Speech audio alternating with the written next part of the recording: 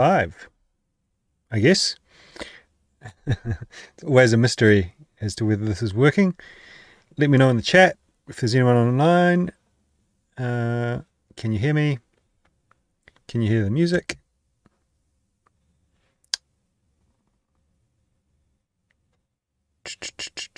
Can you hear the music?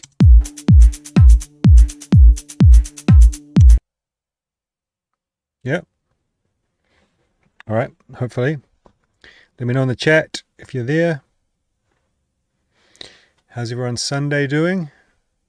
Good, I hope. Adria, what's up, brother?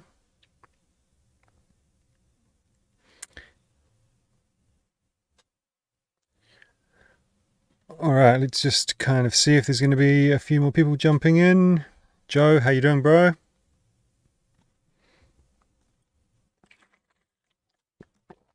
Hope everyone's had a good weekend.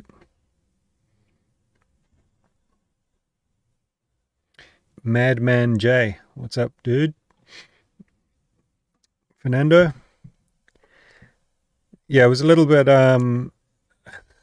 short notice on the live stream this month. I was doing that mixing series, so I wanted to get them out, so I kind of missed the first weekend of the month.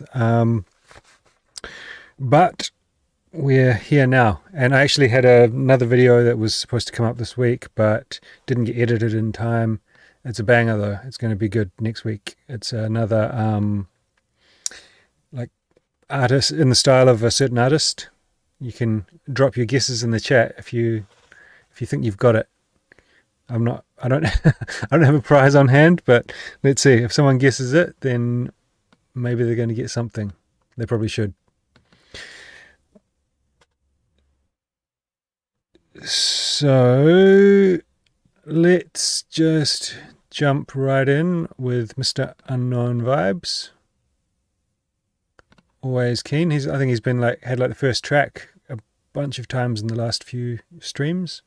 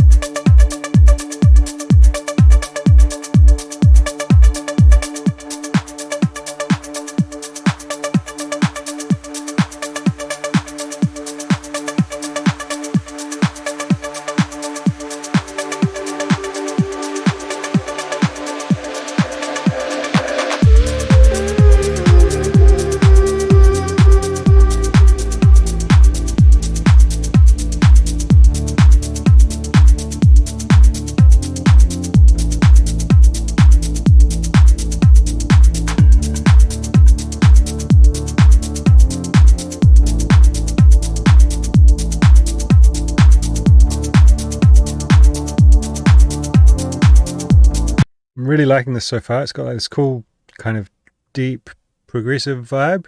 The bass is really cool. The sidechain I think is a bit heavy. You could try if you're using something like Kickstart or LFO Tool, both have this feature. Is that it? So if you use this filter thing, so maybe you could try just ducking out some of the low part and then leave the more mid-range going, or also you can try using two of them. So kind of using the first one to just duck out the lows, and then use the second one without the filter and just do it a bit more subtly. So that way you get a bit of the pumping, you get the control in the bass, but it doesn't have this almost EDM like pumping kind of sound. But yeah, really cool percussion and everything. Like really liking the vibe on this so far.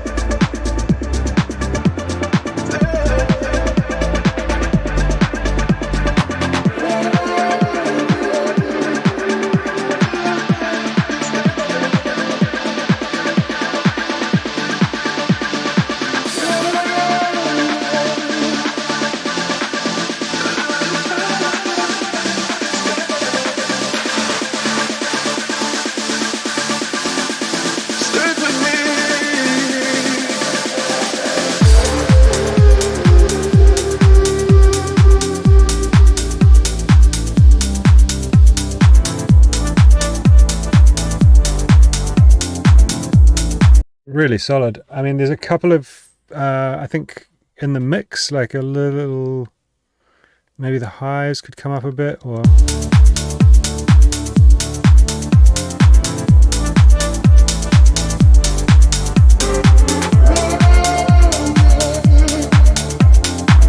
Maybe, yeah, maybe a little bit in the mids actually.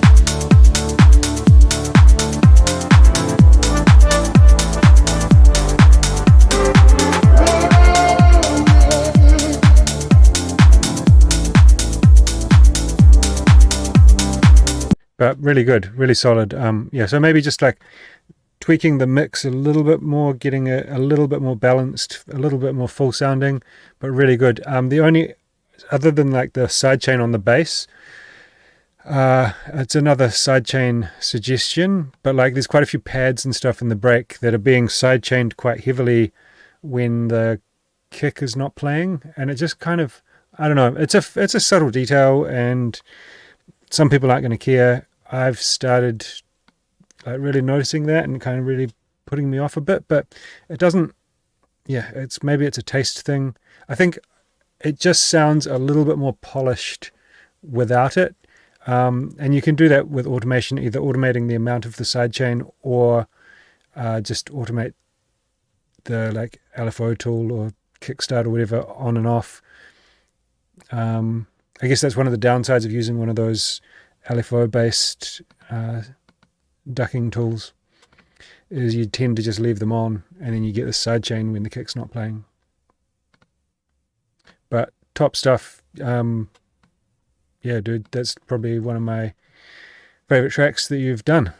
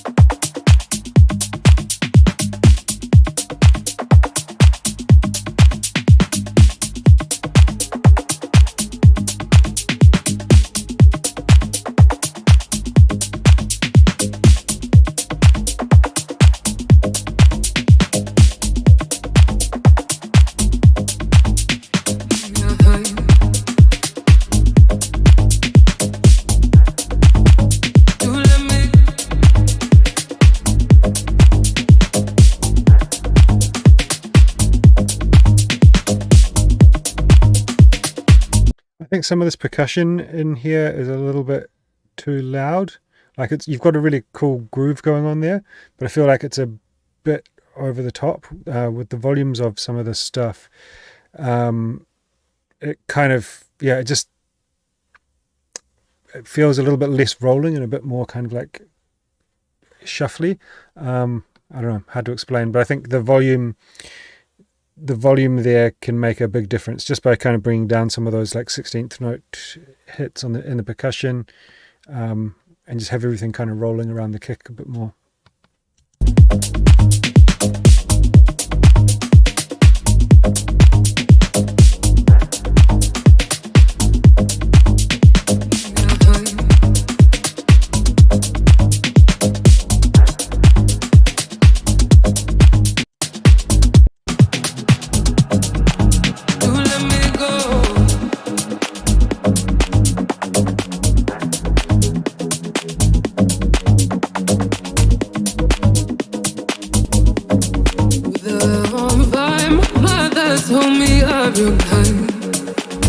Seeing you tonight has done nothing to change my mind. You let me go.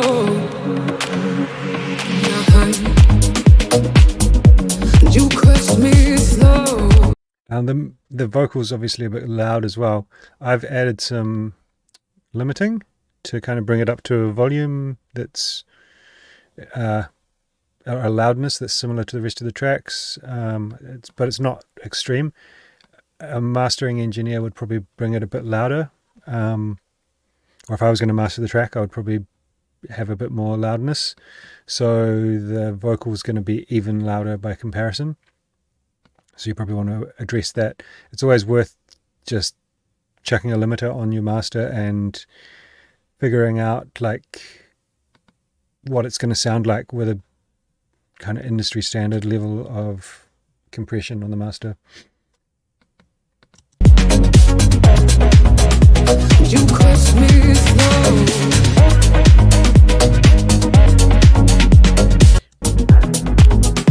You crushed me slow.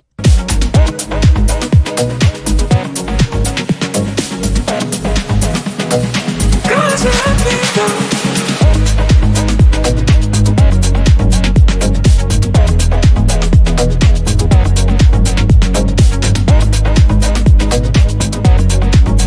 I think this has come up to like a really good level of energy with all the elements are working quite well together, but it's taken a while to get there, like 3 minutes to get there. So even just before that, it's still feeling quite kind of deep and moody and just kind of like shuffling along, and here it gets quite a bit more driving.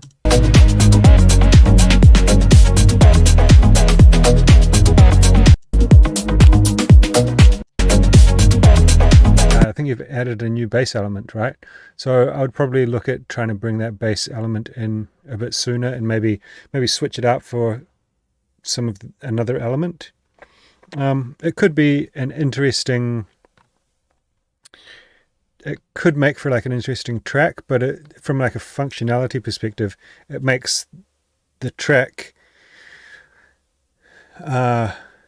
like it gives it like quite a specific timing in a set where you'd need to play it, like where you want to go from something a bit more chilled to a bit more driving, and then it just makes it less functional, but for that specific purpose really well, work really well.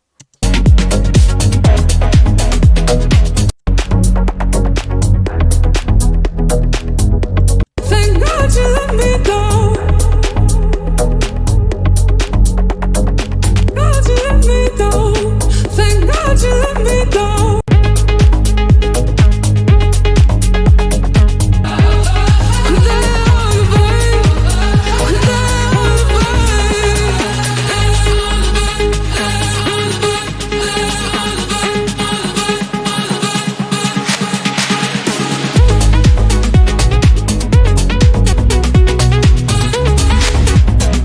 Yeah, okay, so now that I've heard this bit, I think you could definitely introduce that bass element more, build up the energy a bit earlier in the track, because it's like, if you think about it like a graph, like it's kind of ramping up really high, like compared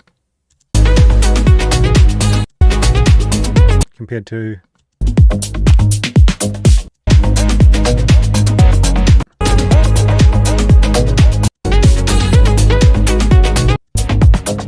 so I think, yeah, just work on the arrangement a bit and get it so that the majority of the track is a bit more driving, and you still want to keep things interesting in that, but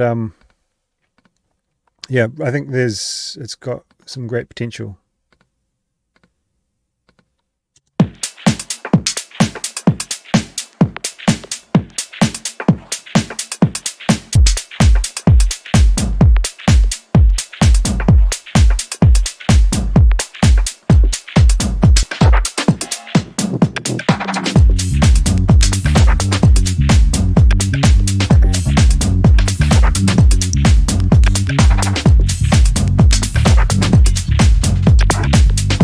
So this one was quite limited, had quite a bit of compression on the master, and what's happening here is, like, when you've applied that compression, it's bringing up a lot of these kind of background sounds, which are making them feel quite in front, and the track's already kind of feeling a bit crowded.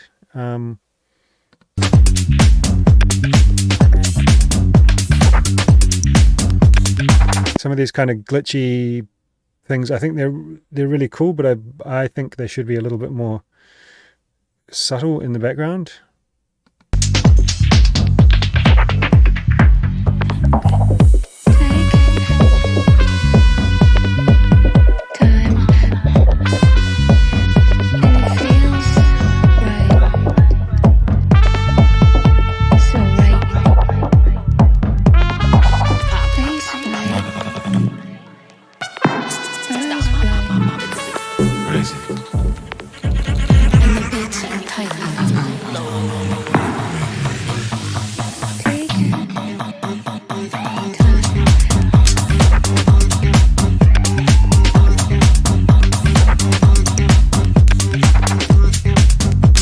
Some cool edits and stuff there in that break. If it were me, I would like bring these like vocal chops in. I don't think they're like done well enough to be like a really standout hook of the track. They're definitely serving a purpose, but I think you could kind of play them on the drop there and then take them out and go back to the groove. Just an idea.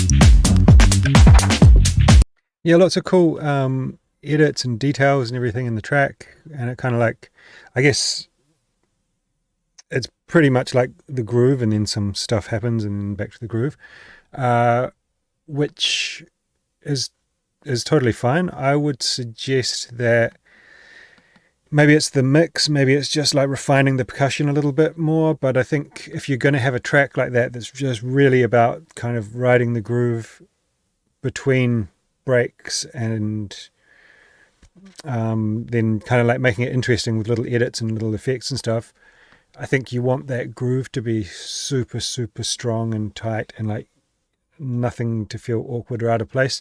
And I think like with your percussion and these glitches and stuff, it's not like 100% nailed. So I think just getting that sounding like really smooth and rolling, and just basically so you could just listen to that groove, because for a lot of the track you are. Yeah. So I think just work on that, refining that a little bit, and everything else you've got in there is all really good. And there's a bunch of people in the chat saying that they know where the bass line is from. Maybe it's a sample or something, in which case maybe you want to replay it,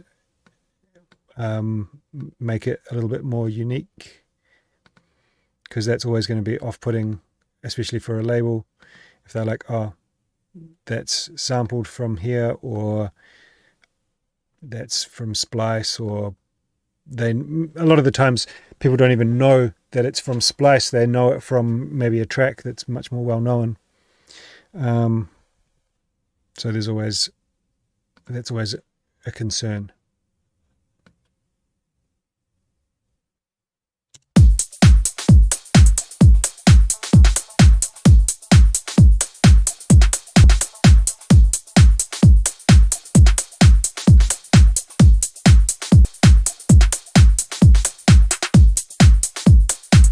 Back into the days, the better days. Things would be so smooth. People were dancing. People were smiling. The music was pumping. There was a feeling.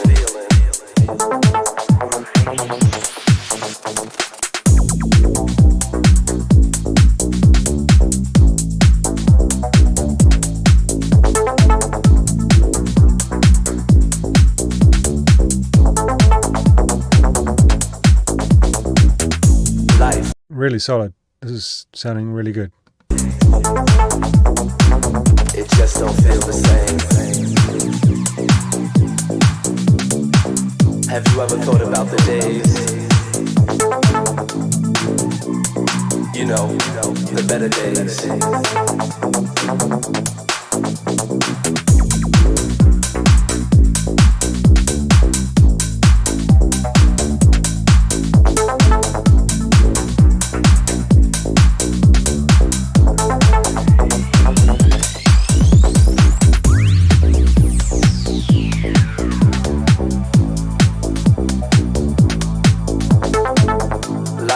Was a party. The party was life. But somehow things change. It just don't feel the same.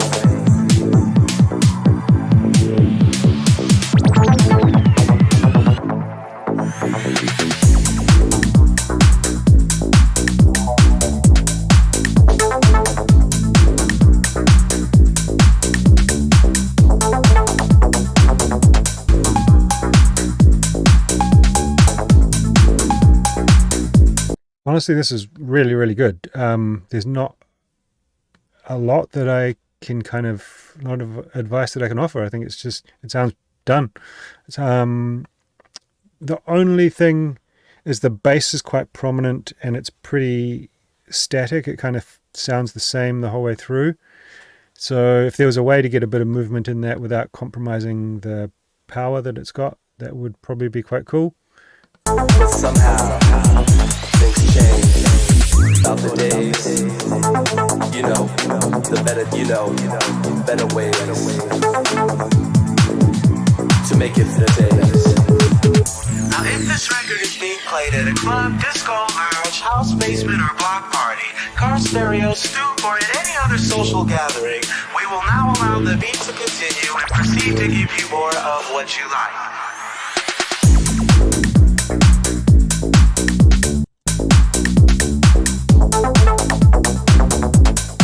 Really good. I mean, I'm just going to say you've nailed it, to be honest.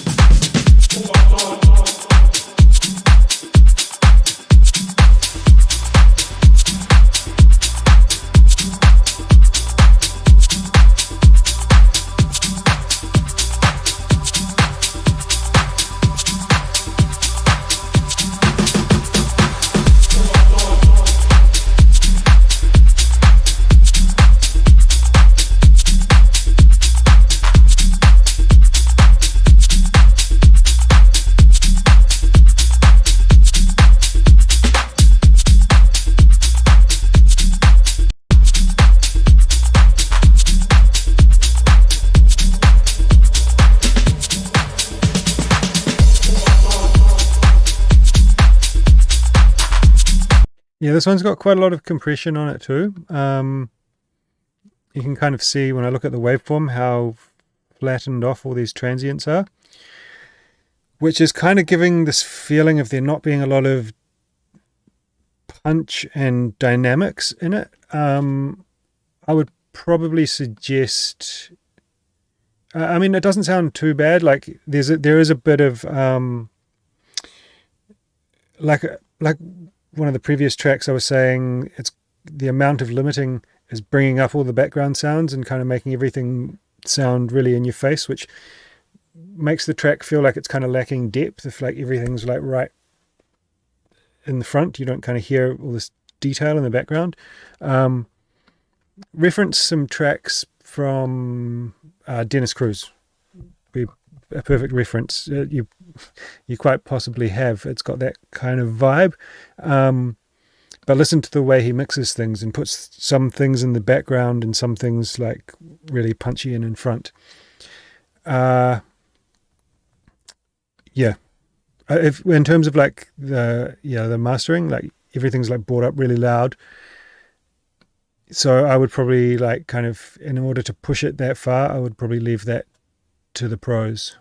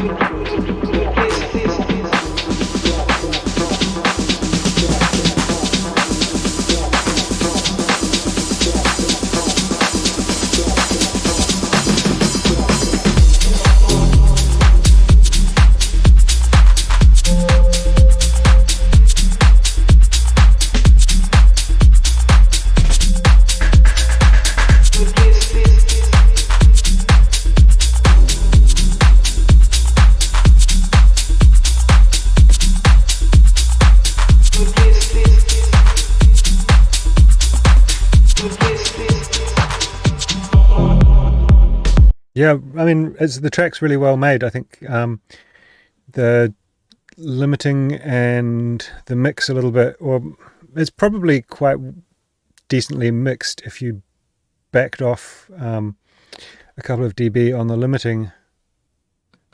But then if you want it to be this kind of loud, then maybe you need to adjust the mix accordingly. Yeah, it can be a complicated part of mixing, is deciding on kind of the amount of compression and the amount of limiting that you want on the final track to kind of put it in the ballpark of other tracks. But yeah, referencing is great for that, because you can kind of like get it to a similar loudness, say to a Dennis Cruz track or something like that, and then go, okay, where does his sound different to mine? Okay, so I can maybe bring back some of these things in volume so that they're not getting pulled up so much by the limiter. I mean, it's mixing is a a journey. Luca, you said you couldn't see your track. Yeah, I just double checked, mate. You don't have download enabled. So anyone who doesn't enable download, I can't download their tracks and bring them into the session, unfortunately.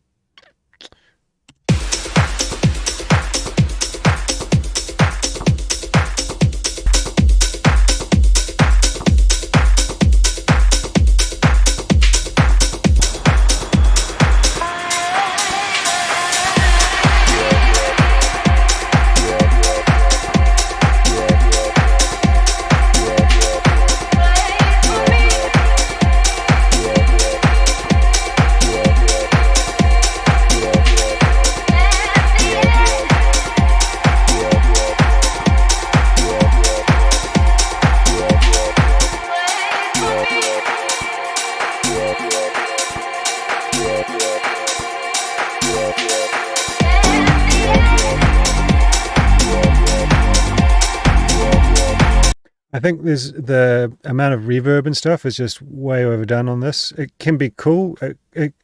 Like here in this build up, it adds like a real kind of sense of, I don't know, hugeness to the track.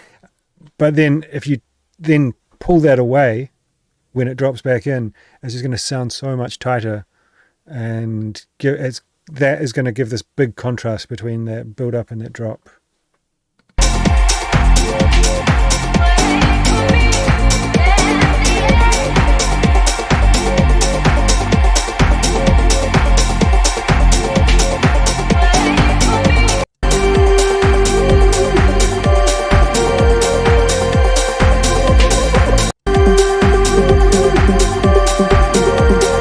You've also got quite a few elements that are playing in similar parts of the frequency spectrum. So they're like really fighting for space, and everything's quite down the middle. There's not like one instrument panned hard right, and one panned hard left or something like that. That can help to give things space and separation if they're playing in a similar part of the frequency spectrum. But yeah, so it sounds, the combination of that crazy amounts of reverb, and then the fact that there's a bunch of different things playing in the same parts of the frequency spectrum, it sounds pretty muddy and a bit chaotic.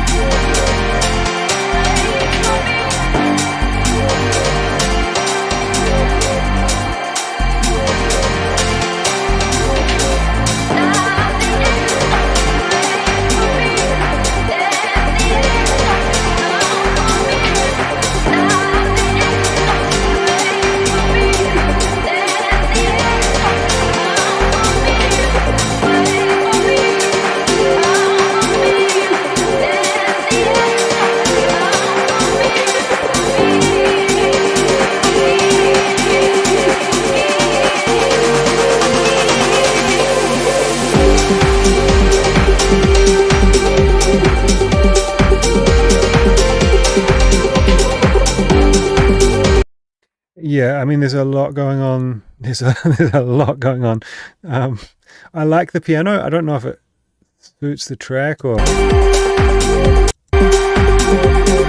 Yeah, I don't know. It was a cool, nice surprise, and it actually there's space in the track for it. But when you've got like all this stuff playing for so long here with the vocal and the piano on top, there's no space for everything. Everything's fighting each other, and it's just chaos, to be honest. I think you've got like, the track seems like it could be really cool, but it just needs to be refined quite a lot. Maybe it's a matter of taking things out, maybe it's a matter of switching some things up so they're playing in a different octave than they currently are, so that everything's got space. But what I would basically do is just mute everything and start bringing things in one by one in order of what you think are the most important parts of the track.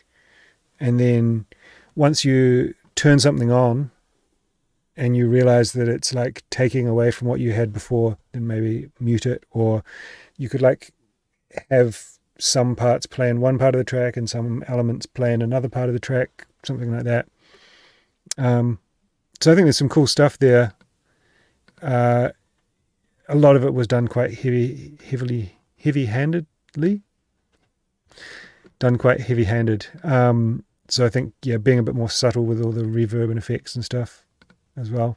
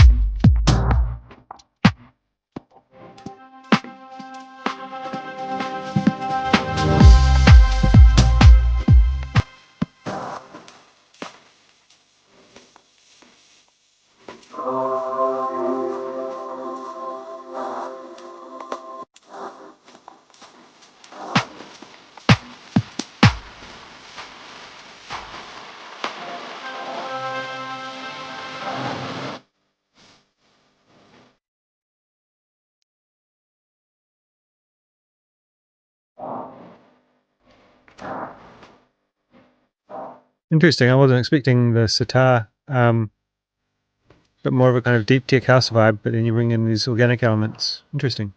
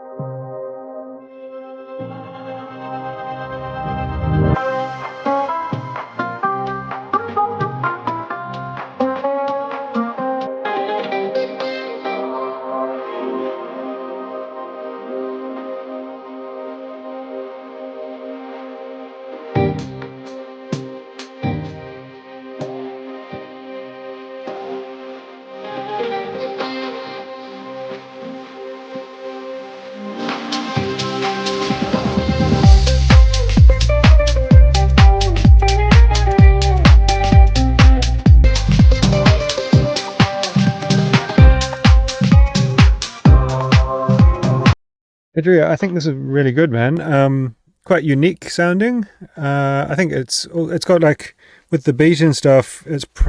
And then let's say the theme, like the kind of the vocal and the sitar.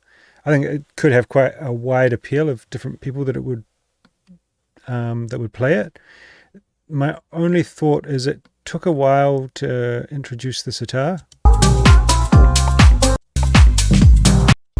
So yeah, before the sitar comes in here, I was thinking like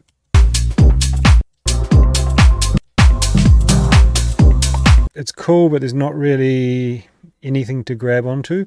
It wouldn't need to be much. It could be like a percussion hook, like a clave or a woodblock or something,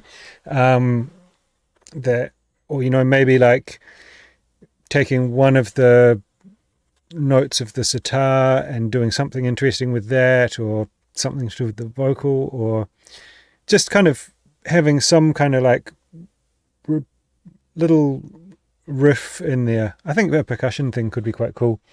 Something for the listener to just hook onto a little bit more before you introduce that other stuff. Other than that, like really solid. Harry, it sounds like you're in quite a pickle there with your vocal. Unfortunately, I'm not going to be able to help you out with your, I don't know, mate. Next month you could send your track in to get some feedback if you want, or contact me on Instagram or something and we can work out a session.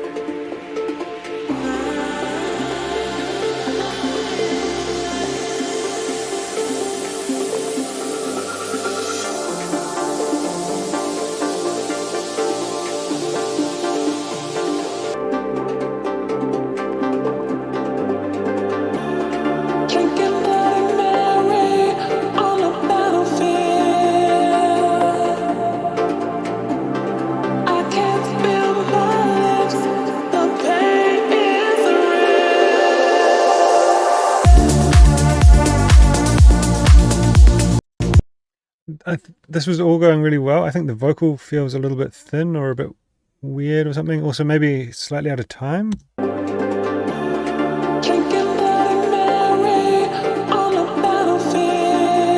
Maybe it's been extracted from a track using one of these kind of stem separator things. It just feels like it's missing some low end. It's got, yeah, maybe put some distortion or saturation on it or something. It just, yeah, doesn't feel quite right. The like tone of it and stuff sounds really good. So I don't know, something to do with the processing on it and the way it's sitting in the track is not doing it justice, I feel like.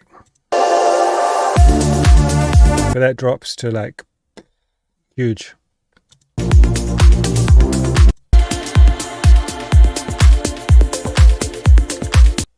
I feel like when it was like before it got to the break, maybe I don't know, maybe just put in like a kind of rolling tom or something in there, just, you know, maybe it doesn't have to be a lot, just like a couple of tom notes every bar, just to give a little bit more on the low end to groove along with.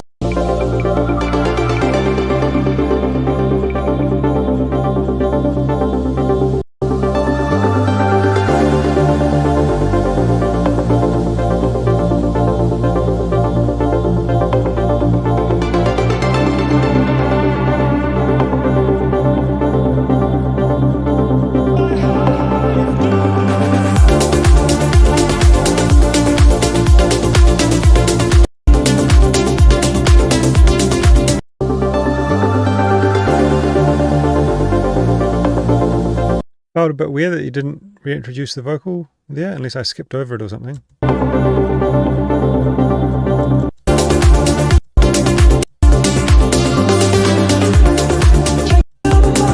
There we go.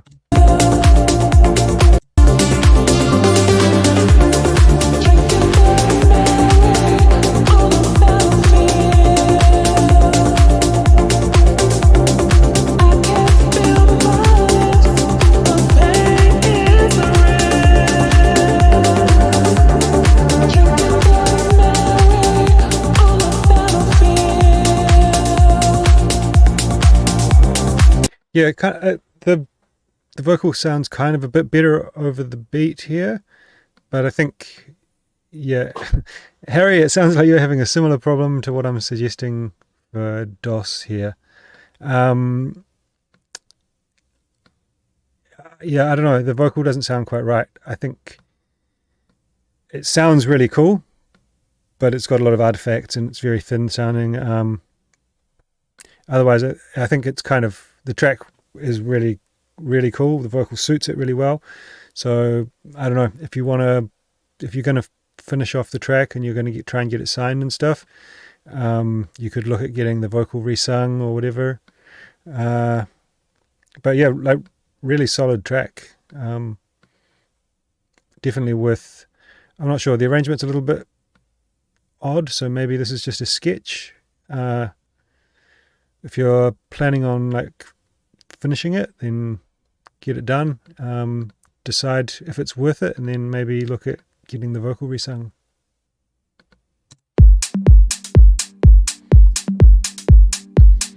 Welcome back, Mr. Downpour. Always good to hear a track from my buddy. And if you haven't checked out our new collaboration track, then do so. It's out on Depama.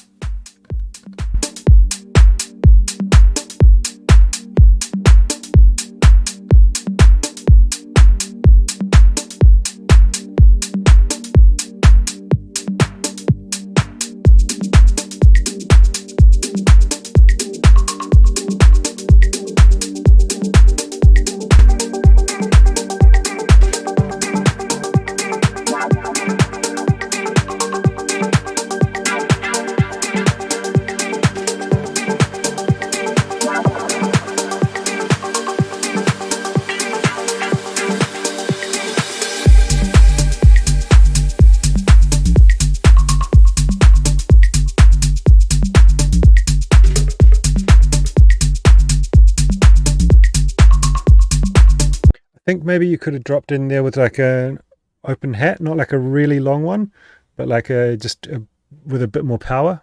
You probably, there you go. I think just drop it in there.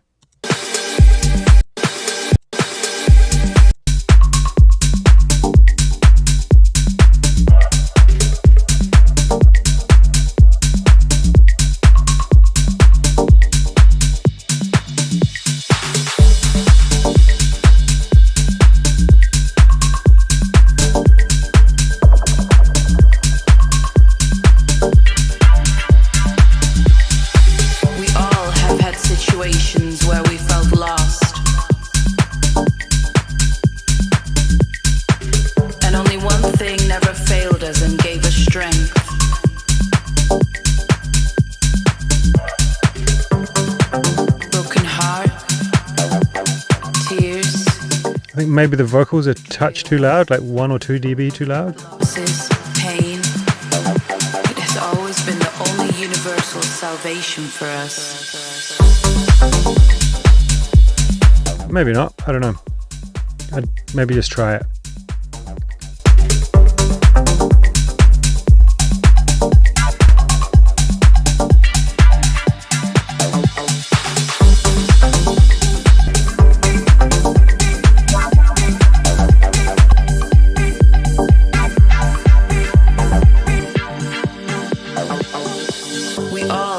Situations where we felt lost. And only one thing never failed us and gave us strength.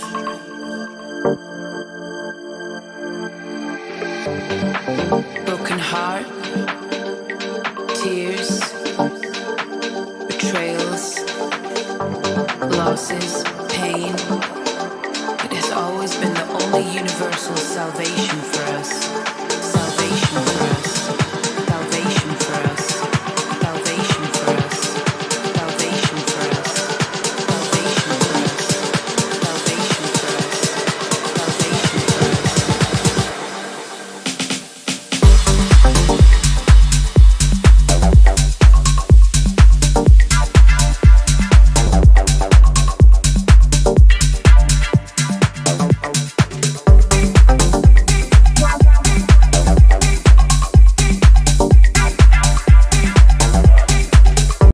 Really good, man. I think this is fantastic. Yeah, like I've given a couple of little suggestions, the hat and maybe the vocal volume, but I think this is really good. When we next chat, let's see if you've got this and like another 1 or 2 tracks that could work, and we could try again sending some stuff to Oral, because I think this could be like right up their alley.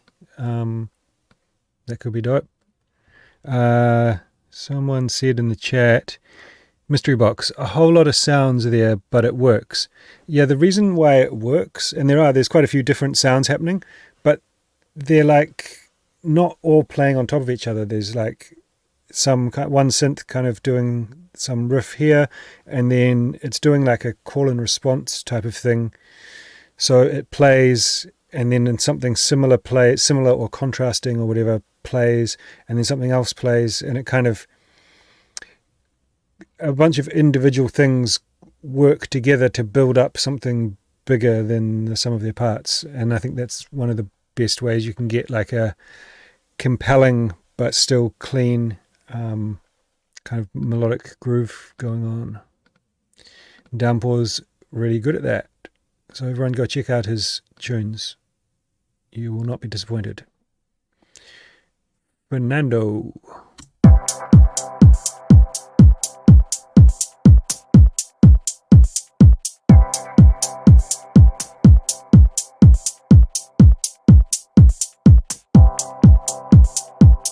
It might change once some other things are introduced, but the kick sounds a little bit boxy.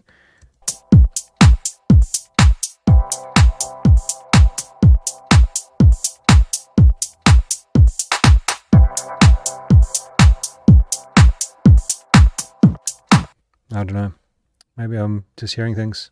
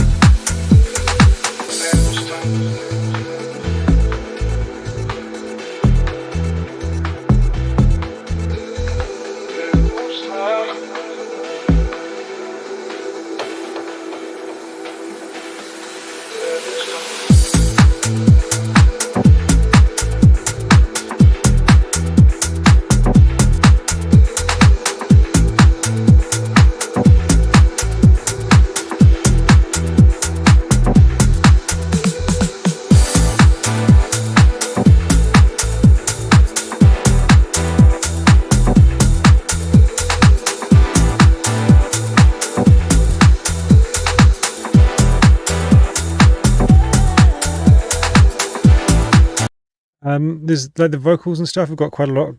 There's quite a lot of reverb and delay and stuff happening. The track's starting to feel a bit kind of crowded, but I think everything is kind of like working. I think it's just about the balance of the mix, to be honest. And you might want to try swapping out the kick, and the clap sounds quite loud as well. But I think a lot of the stuff could be like just balancing of the mix with volume.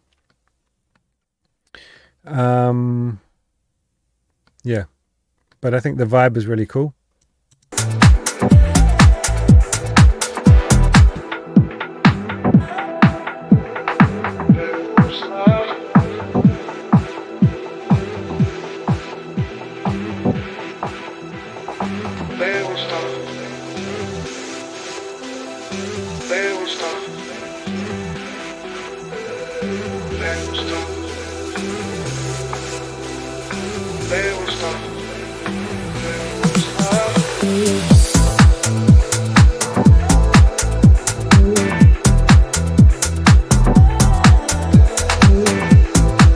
To be fair, I've added limiting onto the track, which is affecting the balance a little bit, but that would happen anyway. Yeah.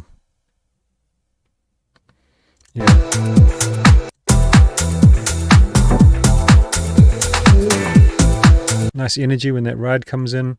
So I think, I don't know. I think, to be honest, I think a lot of it is just mixing stuff, like balancing. It could be a matter of, I don't know, like a lot of the time, like I want to say like some of the drums could be switched out, but I think a lot of that could be solved by just replacing the kick. A lot of the time I find that like if I just loop in a section, like maybe here,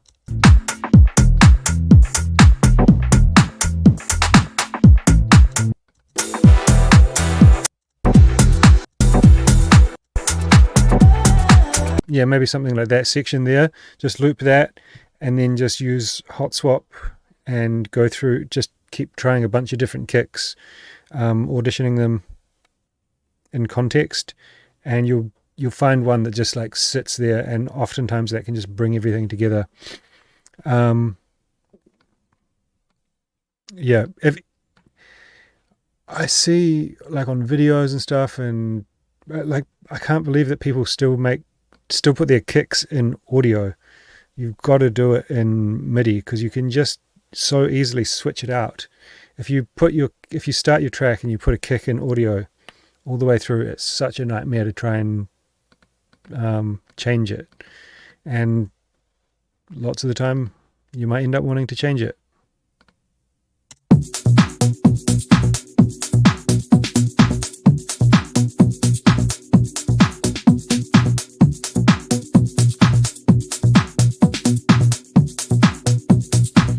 Harry the waitlist is people who sent stuff in but weren't quick enough, so if there's time at the end of the session, then they will get listened to. If not, then unfortunately they need to be quicker next time.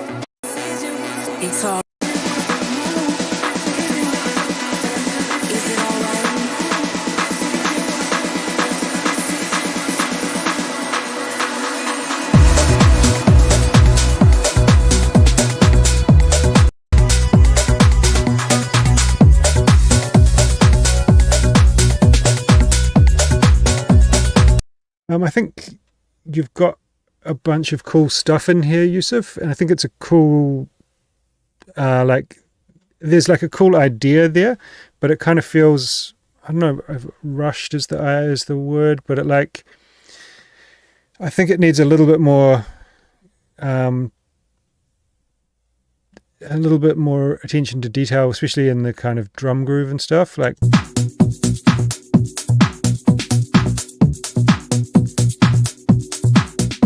just feels a bit robotic at the start there.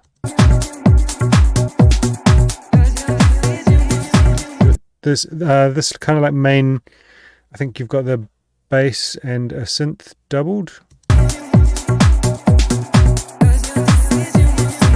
I think maybe just switching out the sounds should find something that works a bit better.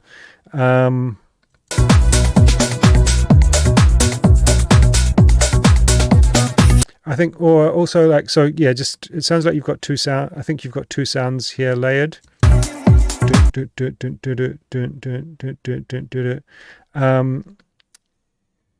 You could try, so playing part of the riff with one sound and part of it with another.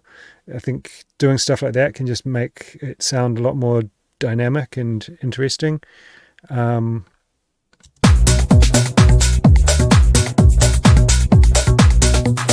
It's really crying out for some kind of call and response with that main like lead riff thing that you've got going on, because it's quite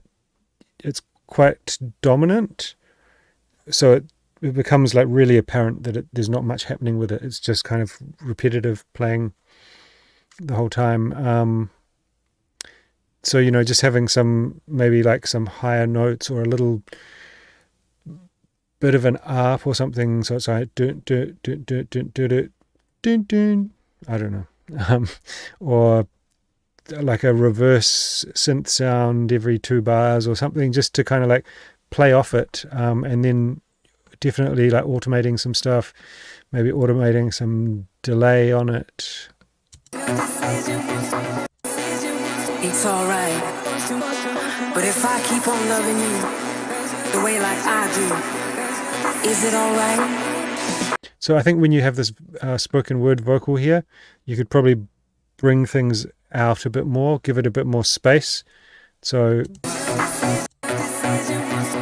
filter down this like repeated vocal part and kind of like create a little crescendo to a bit more atmospheric, have this spoken word vocal play, and then build up from there.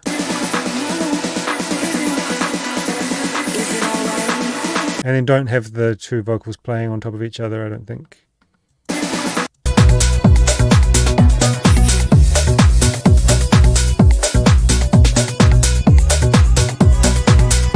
Yeah, there's some cool parts in there, but I think also just a matter of like refining things, taking some stuff out, and yeah, I think there's some things there to go on with for sure.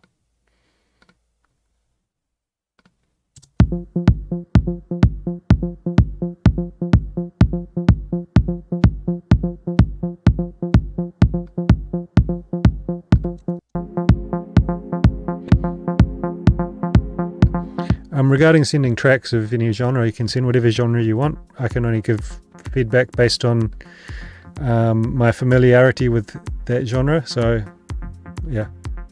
But yeah, I can always give feedback on the mix and the songwriting, and there's a lot of stuff I can, yeah, so send whatever you want.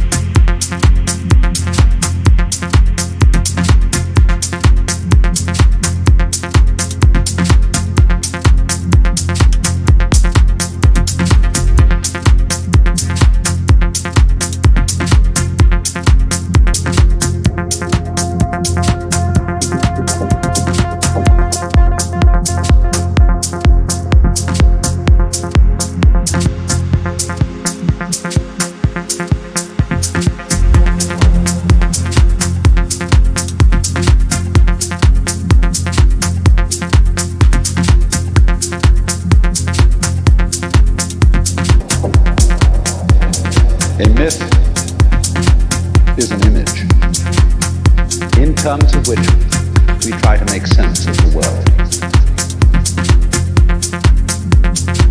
Well, that's what I'm going to talk about.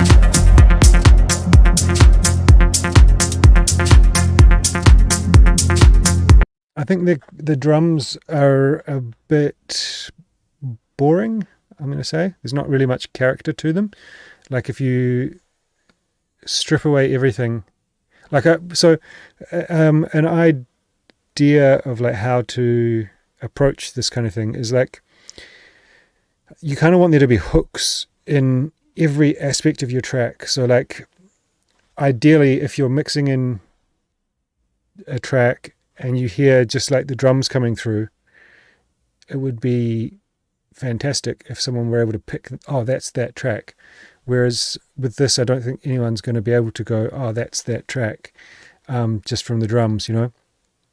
So if you kind of try to think about that, having your bass be kind of interesting and memorable, your drums being interesting and memorable, your synths being interesting and memorable, any vocals and stuff being interesting and memorable. And then you also want them to be spaced out in the track, so they're not all playing on top of each other, because people only have so much kind of attention bandwidth. So when everything's kind of happening at once, you start to tune things out. It becomes tiring to listen to, and people don't really know why, but it's often because there's just too much stuff happening at once. A lot of reverb heavy vocals today. Yes, there are a lot of reverb heavy vocals today. I don't know if playing the vocal in this part of the track is the right thing to do. I think you could probably, because the vocal's got a lot of kind of deep tones, it's not really like lifting up the energy or anything there. It's probably better utilized in a place that has more space for it. So maybe like taking out the synth and the high end of the percussion and that kind of thing, and then letting the vocal play and then building up from there. So kind of like creating a bridge type of thing.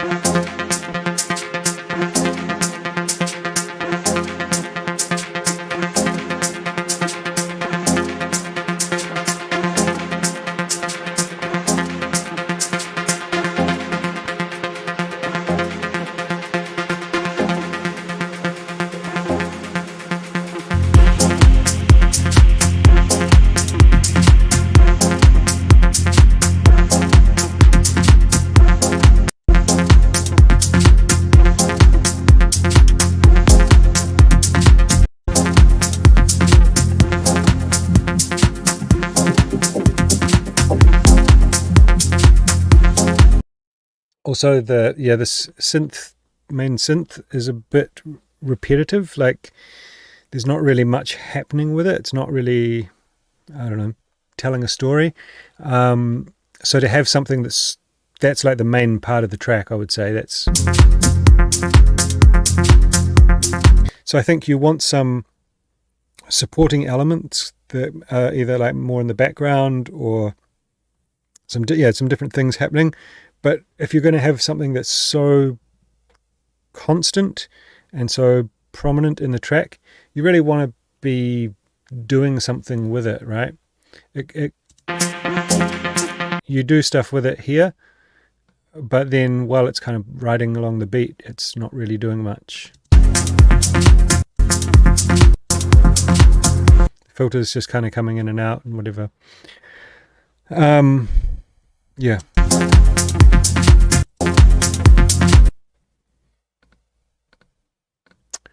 Alrighty. That's a catchy name. 1230912. Is that your credit card PIN number or something?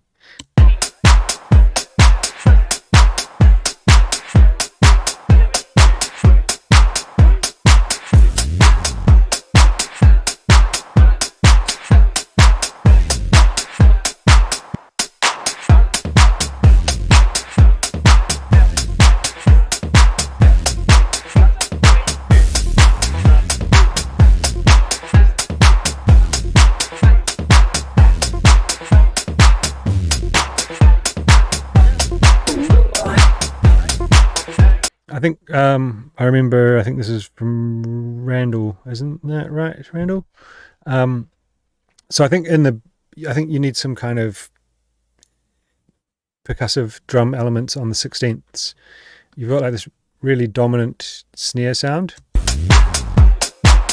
and these kind of quite jacking hats. So I think you really want to get some kind of groove in the drums. Interesting synths. They sound a little bit kind of 2006 era-esque, when everything started going, like all the kind of underground house music started going towards electro a bit more.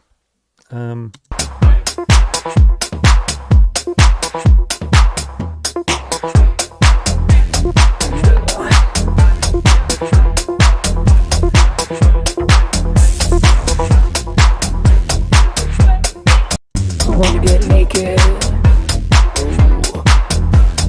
Tell me all the things that you want me to do. Let's get naked. Those letters do what it do. Let's get. The vocal, I think, would be better if it had less of whatever the effect is on it. It was just more straight. Or like, yeah, just more dominant, more full frequency in the middle, because it's kind of like this commanding vocal. You want it to have that feeling as well. Take off all our clothes, let it do what it do. Let's get naked. Tell me all the things that you want me to do. Wanted to do. You be cousin. You be cousin. You be cousin. The bass seems like you've got these kind of like synthy, bassy kind of, like low synth kind of sounds, but there's not really a kind of driving aspect to the bass, like a kind of, if I bring it down here.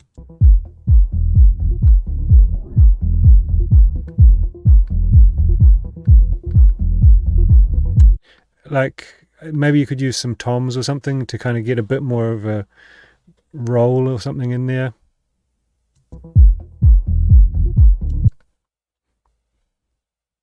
So I think there's some cool, you've really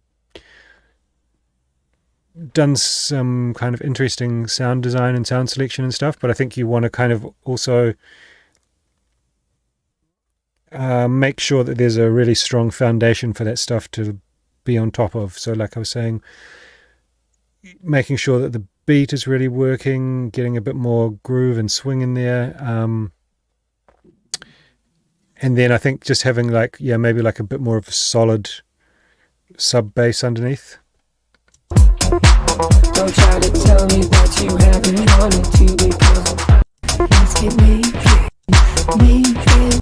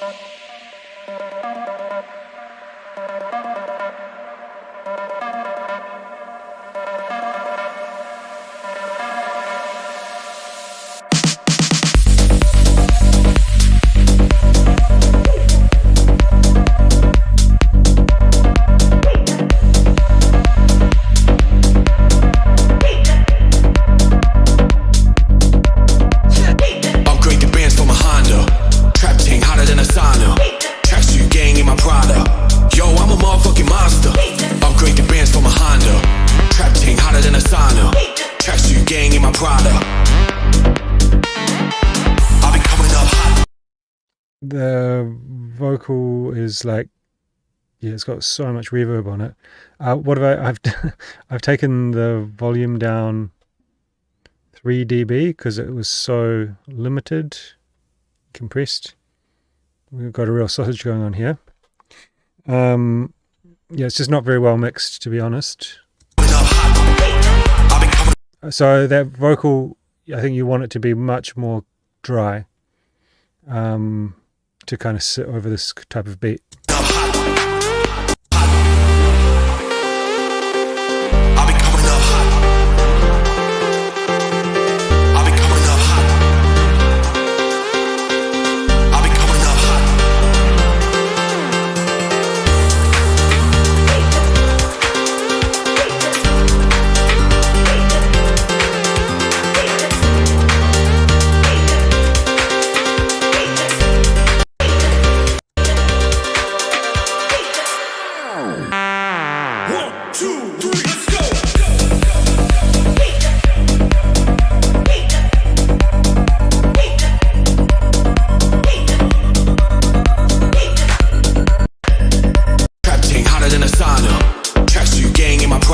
I don't know if that kind of like house piano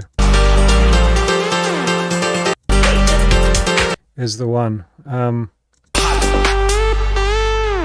then these kind of pitch bendy things. It's got this like, is it chicane, saltwater, or ATB or something? Some of those old like really famous trance tracks from like the late 90s, early 2000s got those kind of vibes in there, which I think is like really popular again right now. But you need to do things in a classy way, not just kind of throw the kitchen sink at it. So I think this is, I mean, it's not, you've only got 3 minutes here, so I get the feeling it's a sketch. I would try developing it into a track. I don't know if a track of this type is going to be that long, but maybe 4.5, 5 minutes with a proper DJ intro and outro, even if those are going to be short, 30 seconds, whatnot. And then just really decide like what's the main thing and try and double down on that. Yeah, sort out that the vocal, get it sounding a bit more dry, I think, because it's not like this kind of washy ethereal vocal, so you don't want to put washy ethereal effects on it. You want it to be like really punchy and kind of commanding down the center.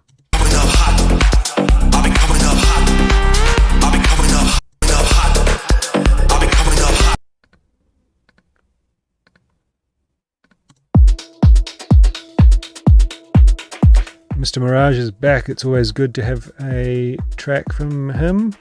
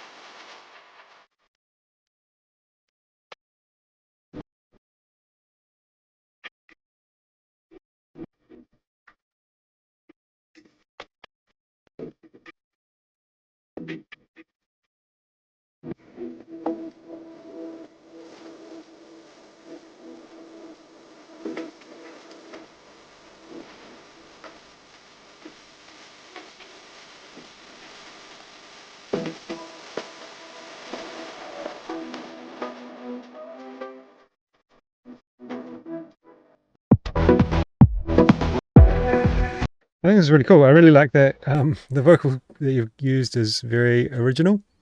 A bit more driving than your usual submissions. I think some of the more mid-rangey synths are a little bit loud. I saw some people saying that I think some of the people saying that some of the hats or something were a bit quiet, but I don't think so. I think it's more the contrast. Like, I think the hats and stuff are quite well balanced. I think just maybe some of the synth stuff is a bit too loud.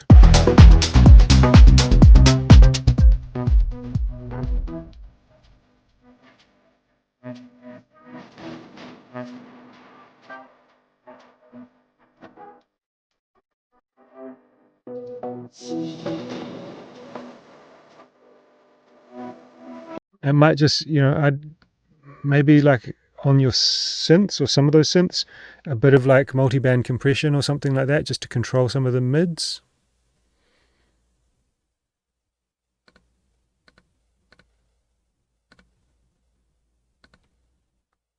So let's have a look.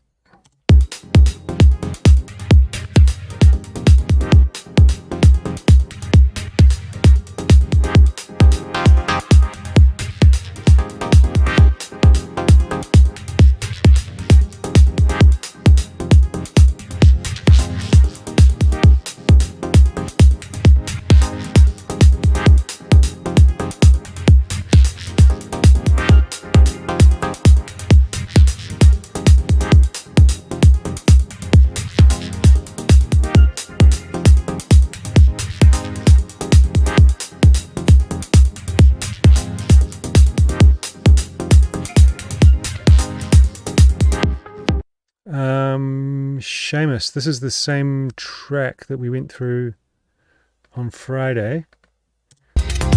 So I don't know if there's, I'm pretty sure it hasn't had any changes made. If I'm wrong, then write me a message, but I'm going to skip over this one and give some feedback to someone else. Hope you understand. And yeah, if I'm wrong, please write me and we'll figure something out.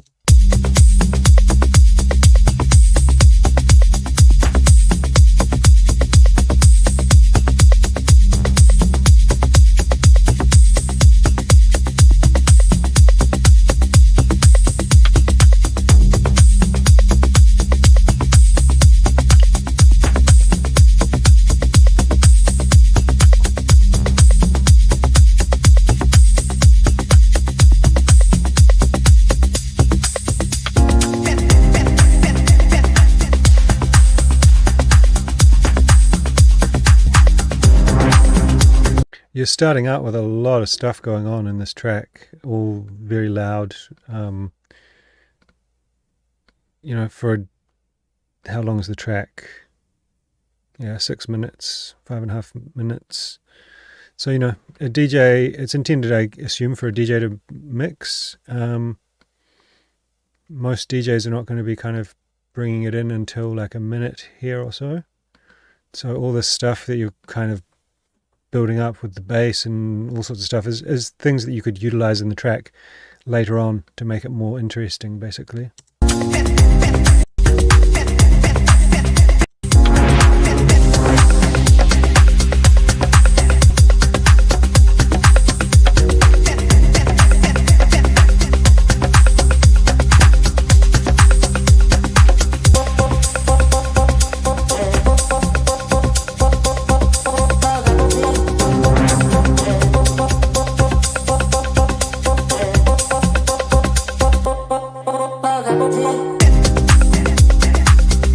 Yeah, from what I'm hearing, you definitely should do that, like not start with everything in. Bring things in more gradually, because at the moment it's like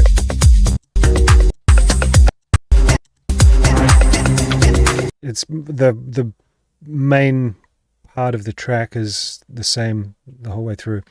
So try and build it up a bit more gradually. This, is it like a synth or a vocal chop or something that comes in here?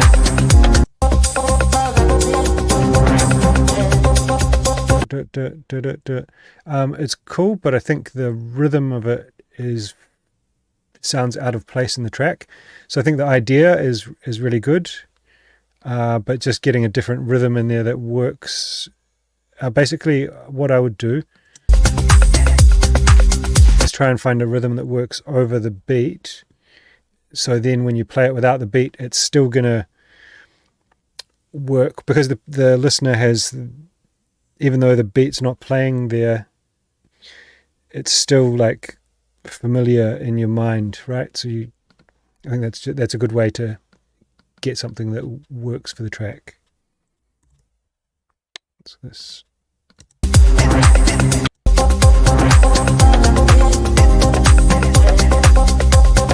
Yeah, I don't feel like it's working with the, like, it's not really following the groove that you've already established in the track.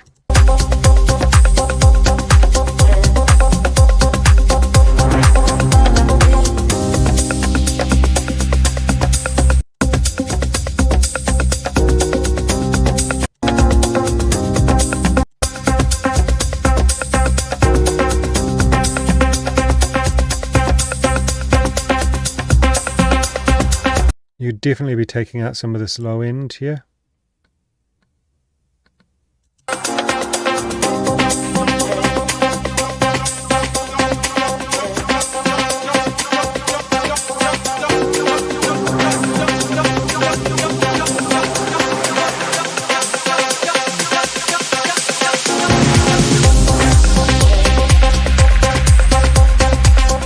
But as it is, you've got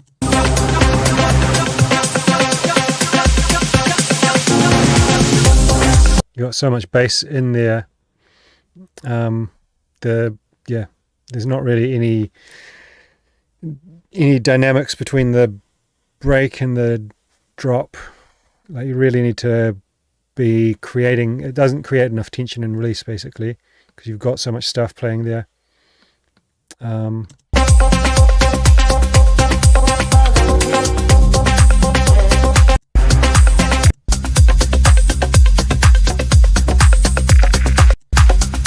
Yeah, I mean, there's some cool sound design, some cool. Like, I think you've got everything roughly that you need there. I think the arrangement just needs a bit of work. Some of the parts need to be tweaked a little bit, and then really like focus on the tension and release. Stripping some things out in places, and then adding them back in other places. Mr. Joe Lana in the club. didn't I tell you last time about that Biggie edit?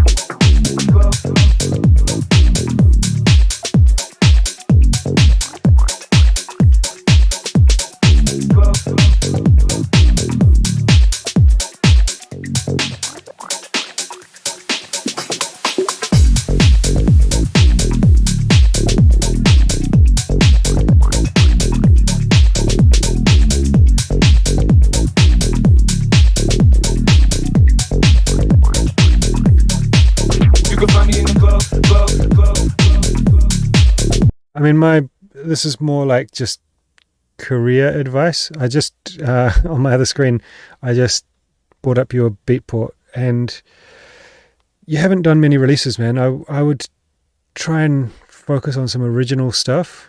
Because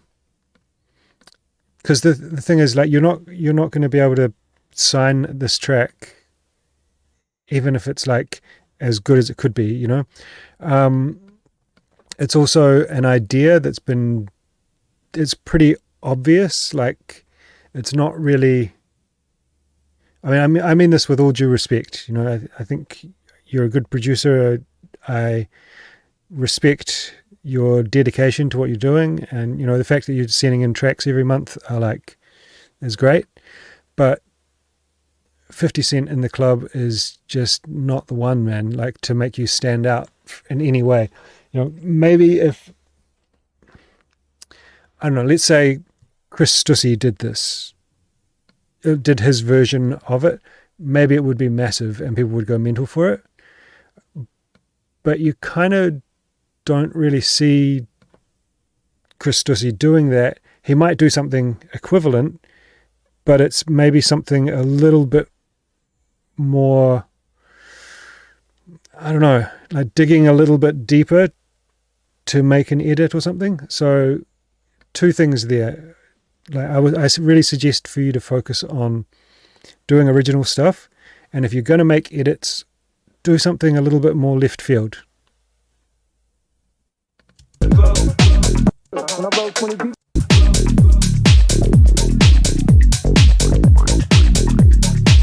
I'm going to give you some feedback. So that aside, I'm just going to give you some feedback on the beat and stuff.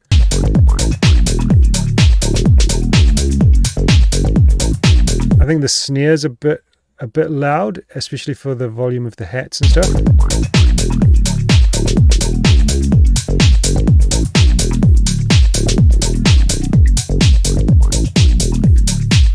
You can find me in the club.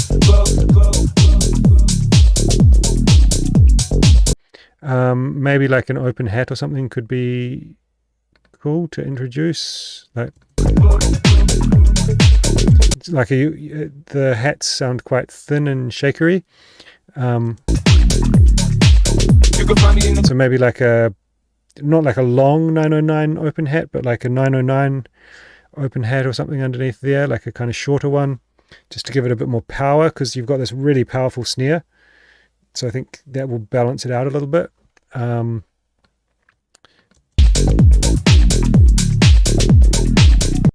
The bass has got this really cool, like, bubbly sound, but I think maybe you could bring the cutoff back a little bit, so it's a little bit more subby, and then potentially you could open it up in some sections.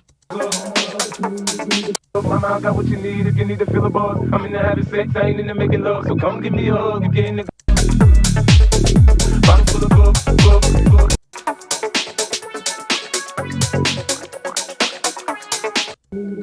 So much drama in the club. Now that I roll with Dre, everybody show me.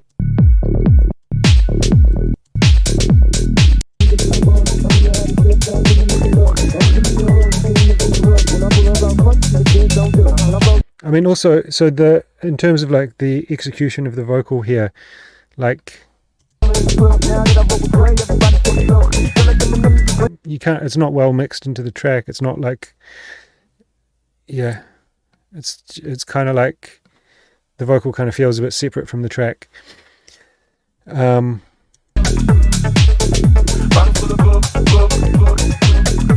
I would do, like, you know, if you're going to do something like this, I would just like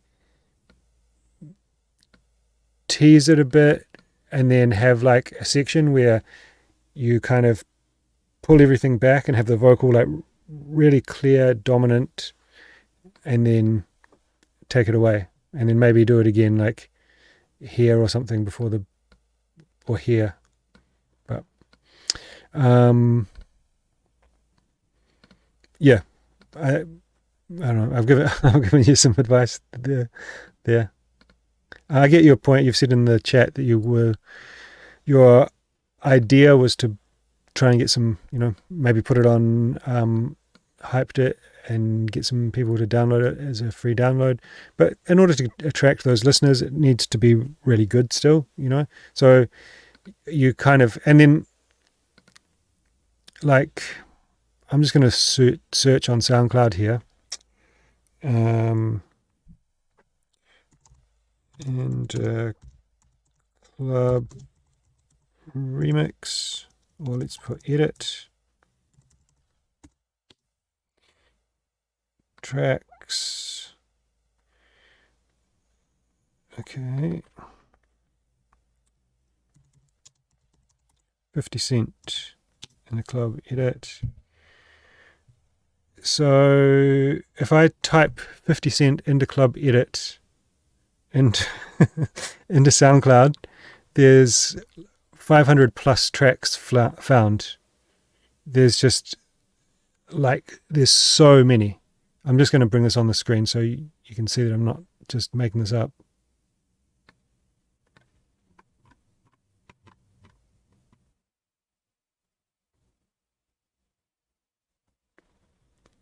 It seems like I may be the only artist who hasn't done a 50 Cent in the club edit.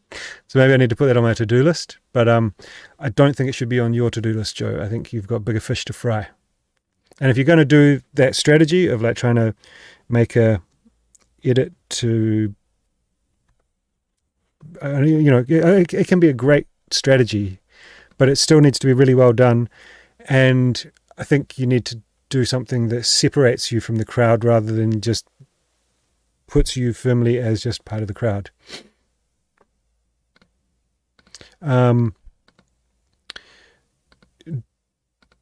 Doing like, I don't know, an edit of like a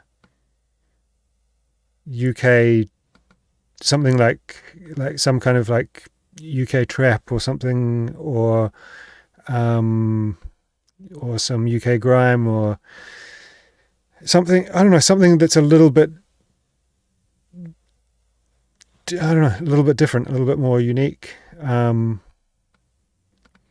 Or, I don't know, everyone does Drake, something, I don't know, The Weeknd or something like that. I don't know. Sorry, Christian.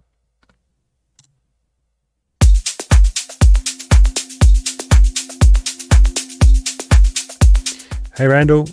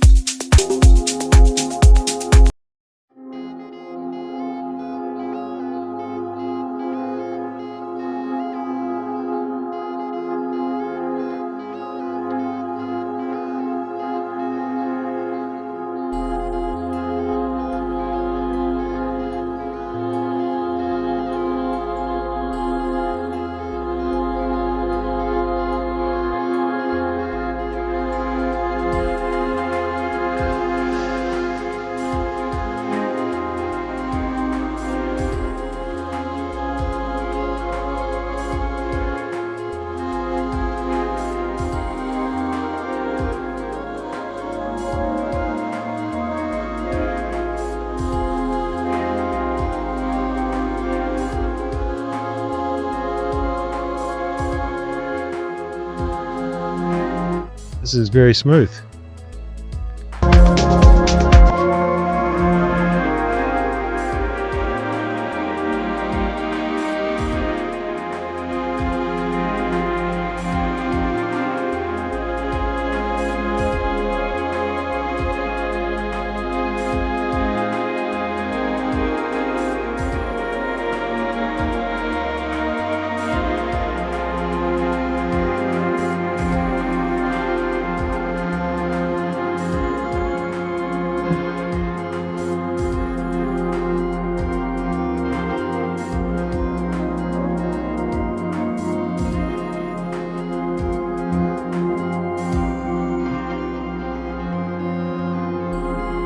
Julian, hello. Nice to see you in the chat there.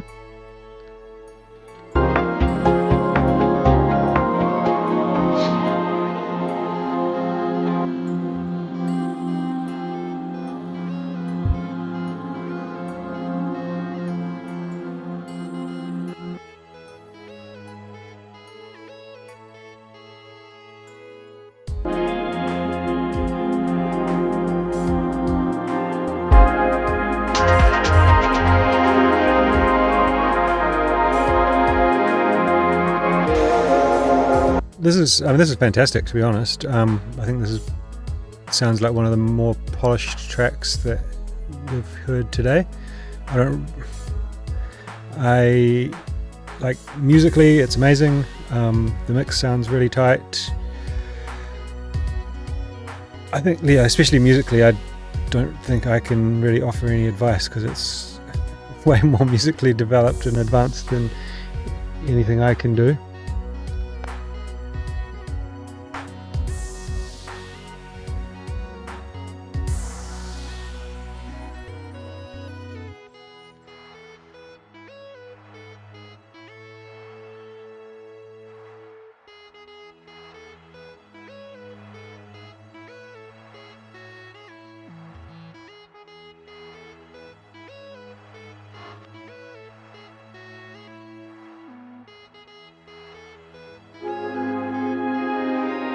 I think my only advice is that this break here is a little bit flat. It is kind of creating tension in that it's just kind of there, but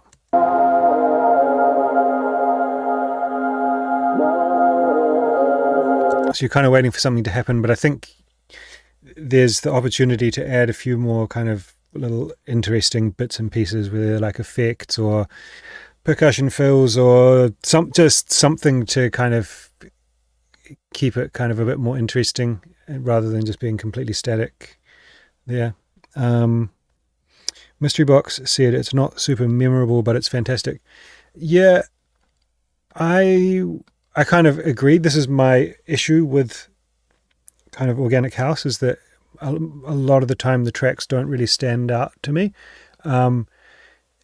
So to kind of counter what you're saying there is, I would say that for the style, it's kind of the norm. There could be some kind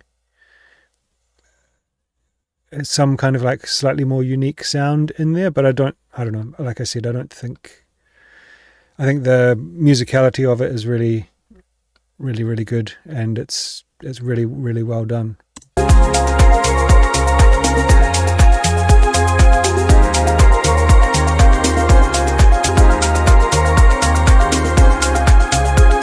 Yeah, top marks. I think just a little bit of ear candy basically in that break there, and job's a good one.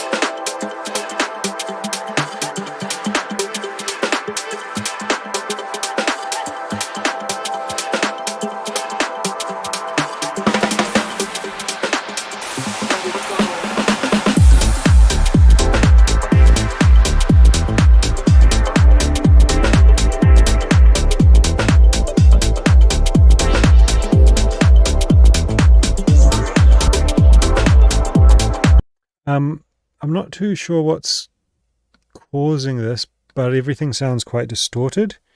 You've got this, you've mastered it with Thunder at 100%, and then, but it's still quite quiet, so I'm adding a bit of volume and a bit of limiting to bring it up to a similar volume as the other tracks. But yeah, everything sounds a bit kind of oversaturated and still missing something in the highs.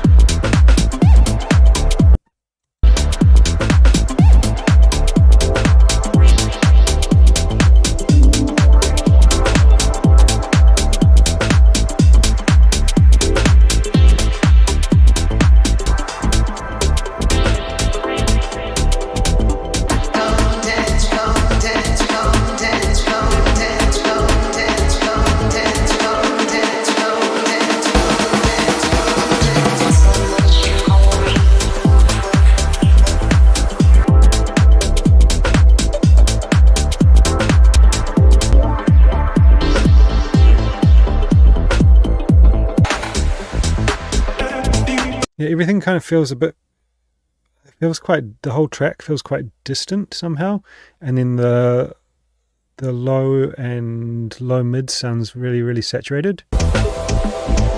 From what I'm getting though, like the vibe I'm getting from it, it sounds pretty good.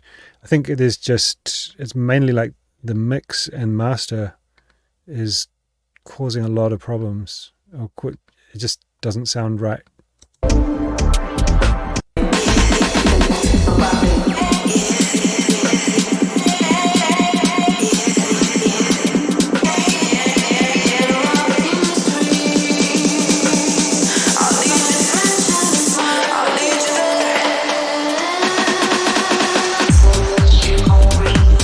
Okay, all those vocals there sound a bit kind of random and chaotic and not really working together. It just sounds like you've put a bunch of things into like a drum rack and are kind of triggering them at random.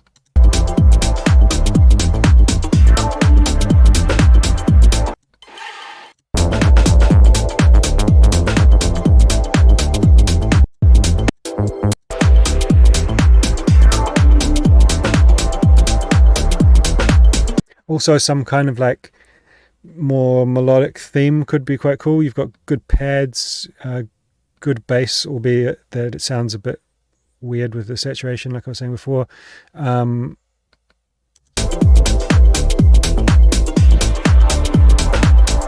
Yeah, but some kind of like more melodic theme up in the kind of 700 hertz to 2k hertz kind of range, some kind of keys or something like that. Yeah, some kind of plucks could help to make it more interesting, but I think you've got a good foundation there.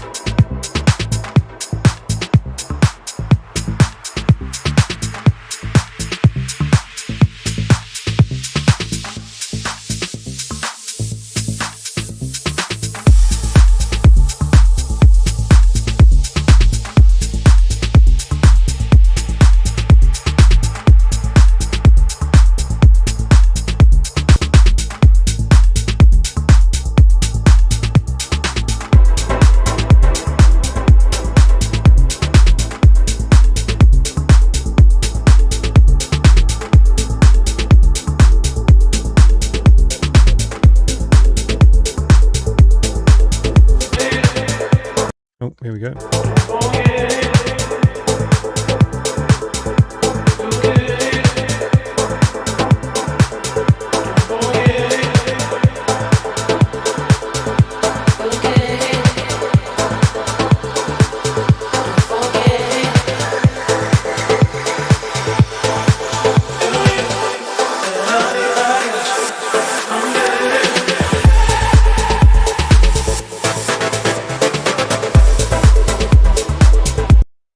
interesting, unique drop, but I don't know, that kind of fake drop thing, I don't know.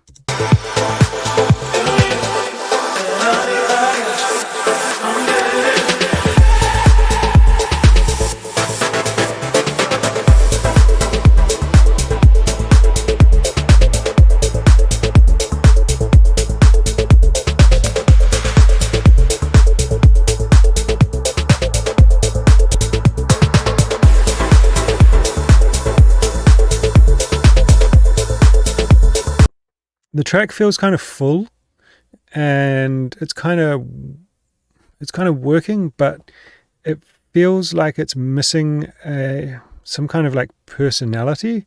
Like, so vocals will normally sit in this kind of part of the frequency spectrum,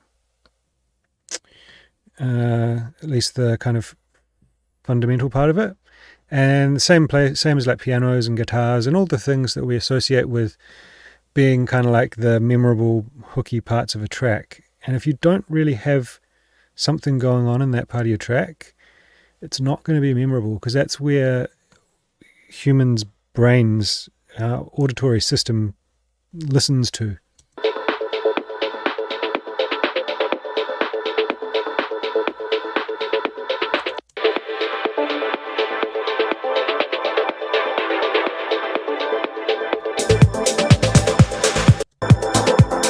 So you've got sounds in there, but nothing that's like speaking to me.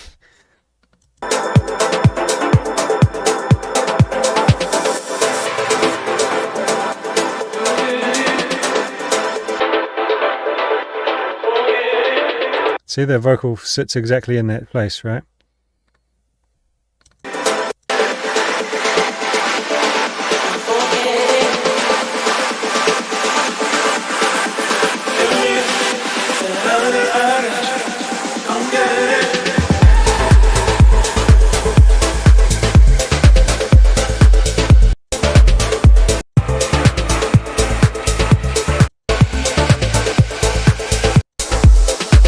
So yeah, pretty well produced, solid track. I think the vocal part that you've got sounds cool.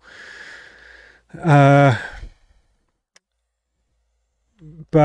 yeah, I think you need some element in there to keep it like some kind of melodic hook in this area here that you can have to kind of keep people's interest or make it sound unique and memorable between these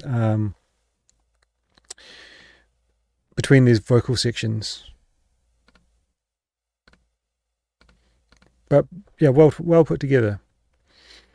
All right, so we've got some people who were on the wait list. We're almost out of time, but we'll try and skip through at least a couple of them.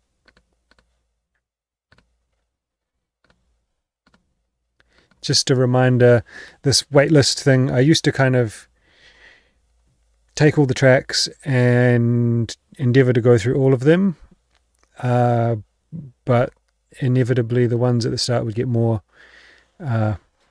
attention and the ones at the end would get less attention, and people said that they would prefer that I kind of focused on a solid number of tracks that I could give my full attention to, and then make like a kind of cutoff point. So that's basically what I've done. And yeah, so these ones we'll see how we go.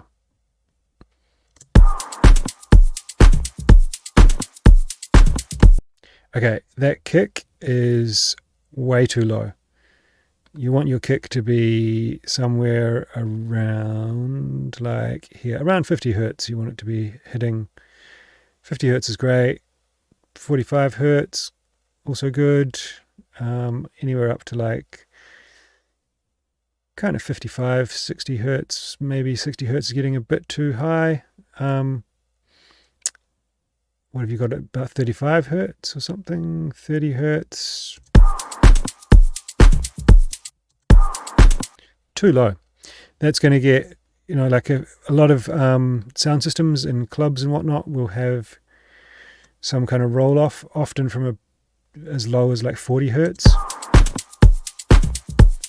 So I mean, we're not even really hearing that. We're hearing more the thump of it, but that's so what's happened here as well, because of this, I remember this when I was loading it up, I've had to put a whole bunch of limiting on your track to kind of bring it up to a relative loudness, but that kick is taking up so much space, like it makes it so difficult to mix.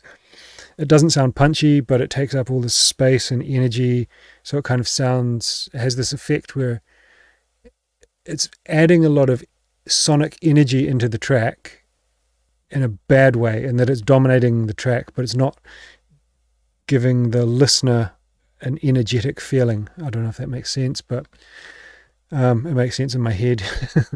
Yeah, basically your kick's too low. It's just, call it what it is. So your track's never going to sound good with a kick at that volume.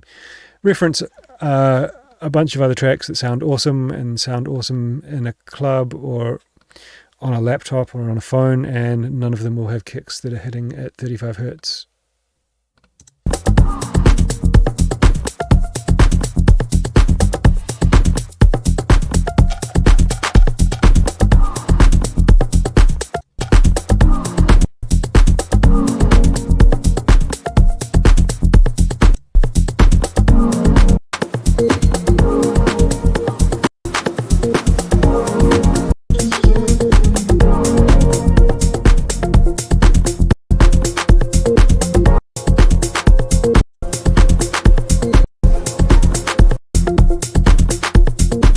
Sounds like you've got some cool, interesting percussion and stuff in there, but I really feel like the track as a whole is missing a hook.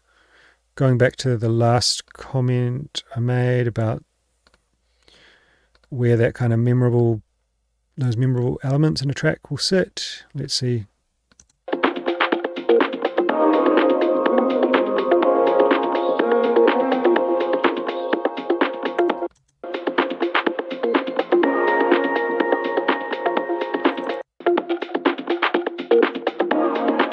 Not really a lot going on in that area. You know, you've got some vocals and stuff, but they're kind of pitched down, really washy, quite low in the mix.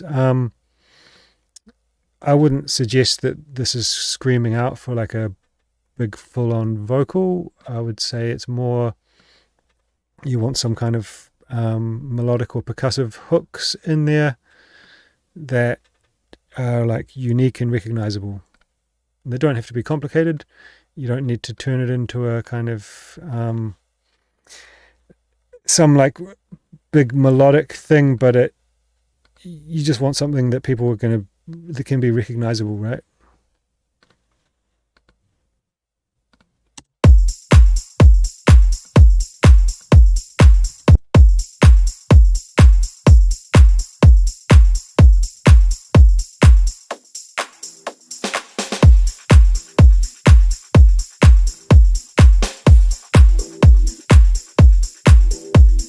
It's a very pounding kick for what sounds like quite a deep track.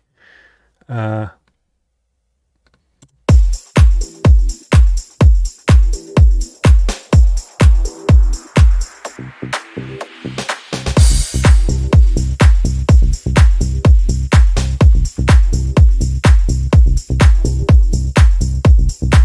starting to make, when it has a bit more context, it's not quite as over the top pounding sounding, but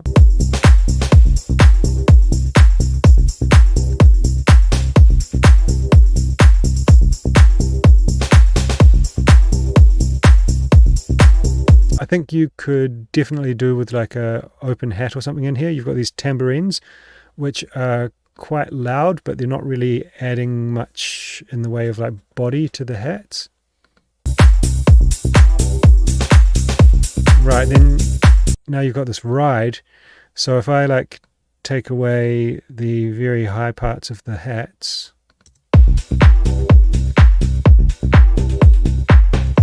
so let me just demonstrate something. 125, okay, good. Now here's a little sneak peek of my forthcoming new sample pack.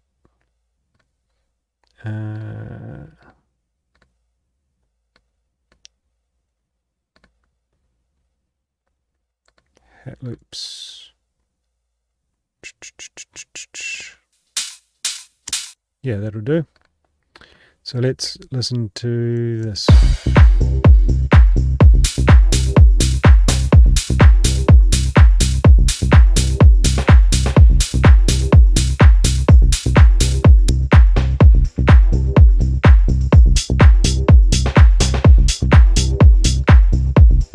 Obviously, I need to take that away.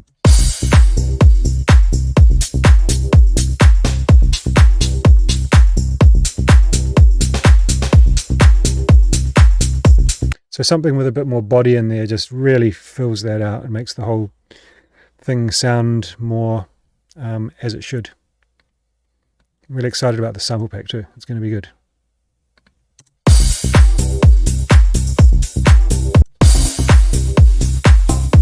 Oh, nice percussion there. I think you could definitely bring that stuff in earlier, at least part of it.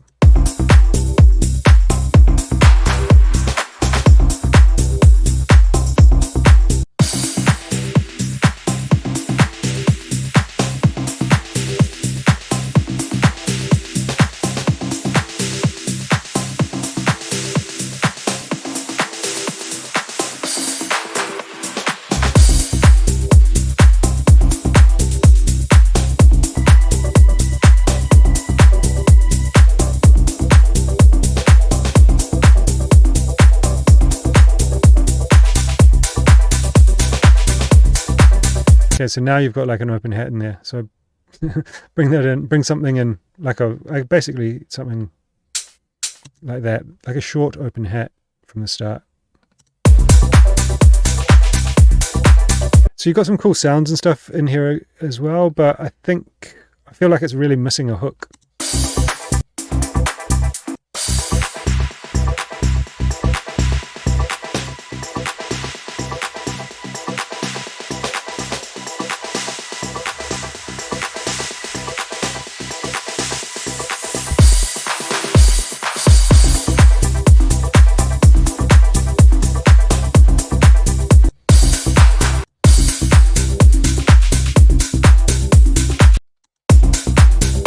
Yeah, it's like a solid foundation for a track that's screaming out for a vocalist or some kind of like melodic hook.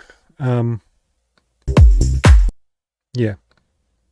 But what you've got there sounds really well done. So there's always that.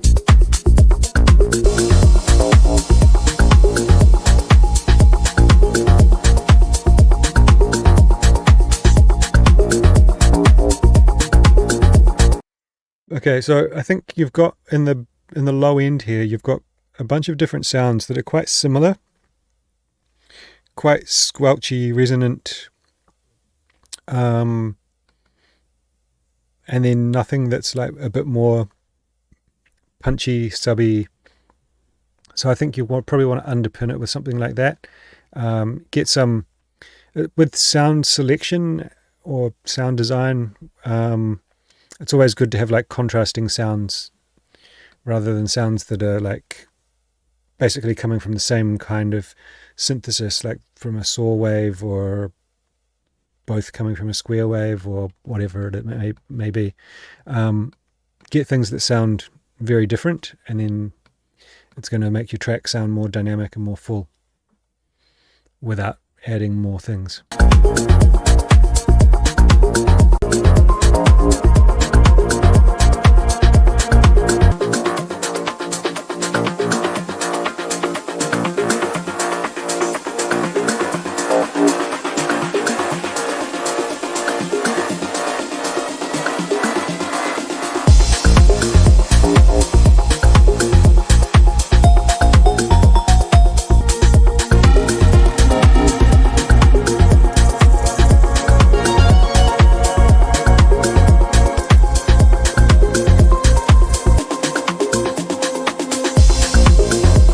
So you're doing something that I find a lot of, even some of the best progressive house labels and even some really good progressive house producers do, which is make tracks that have got a lot of things happening but not really a theme.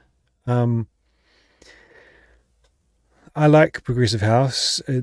I write some progressive house. I think I've just signed an EP to one of the top progressive house labels. Fingers crossed.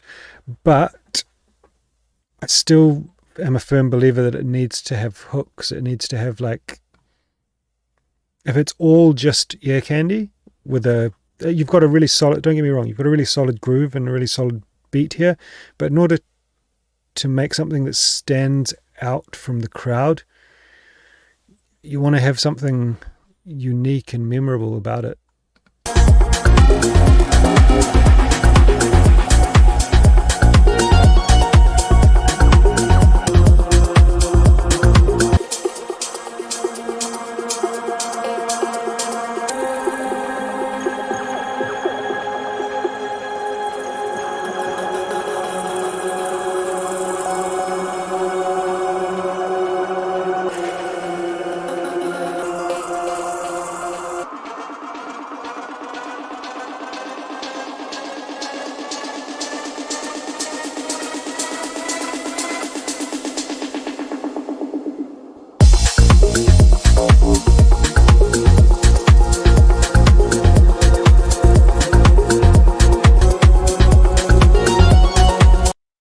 Yeah, really well put together track. I don't really see it standing out from the pack. Maybe I'm not the right listener audience for it, but that's my thoughts on it anyway. Oop.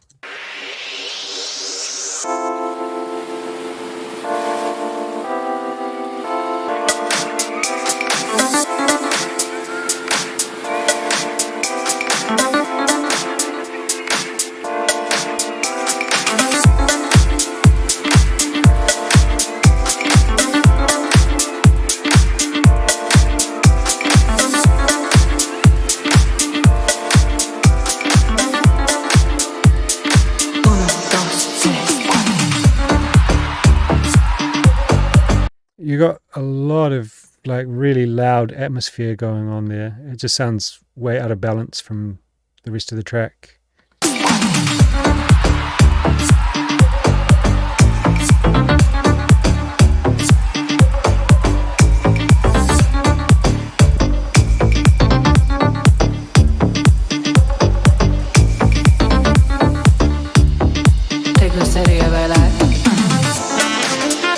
The track sounds like the drums are missing. It sounds like when the Swedish House Mafia were getting really big, and kind of EDM had taken over what is, like, the term EDM had kind of taken over the term progressive house. There was, like, all this music that had, like, really big synths and stuff with, like, really stripped back simple drums, and it kind of feels a little bit like that.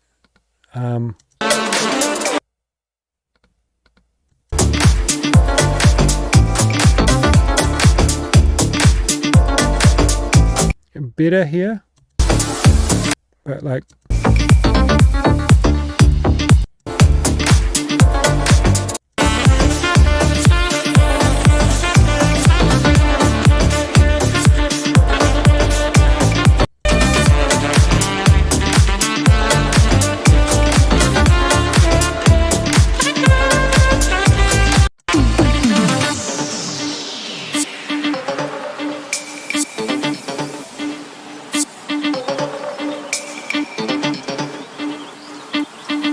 got this, yeah, so you've mastered it with lander on high. I guess that means like a lot of compression. I think it's over compressed. So put a limiter on your mix, get it to around -9, -8 LUFS, and then reevaluate the mix and see if there's things that sound too loud or too quiet. Reference it, compare it against other tracks, and see how, do they have like all of this like really loud atmosphere, background noise, because all those reverbs and stuff are being brought up really loud.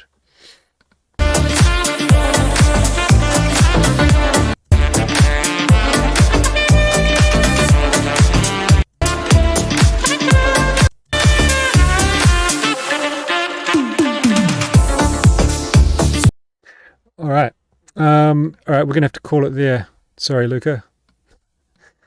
Joking, bro. We're gonna have a listen to your track.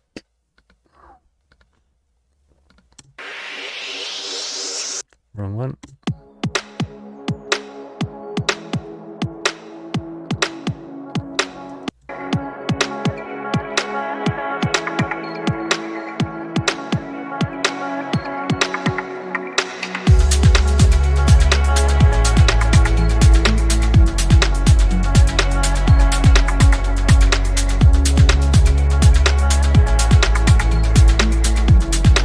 I think that snare kind of stick thing sounds like a rim shot on the snare. It's a bit too loud, a bit too, yeah, the transient's a bit much.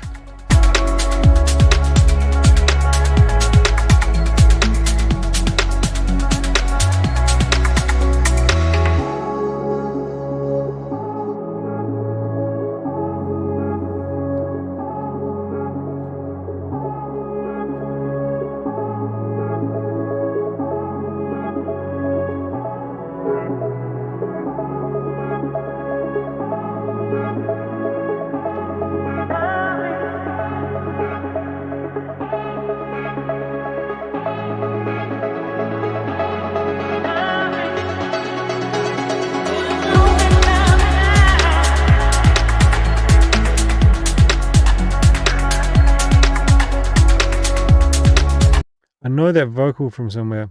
I think this break was a little bit boring. I think you could do something more in there to kind of build up to this.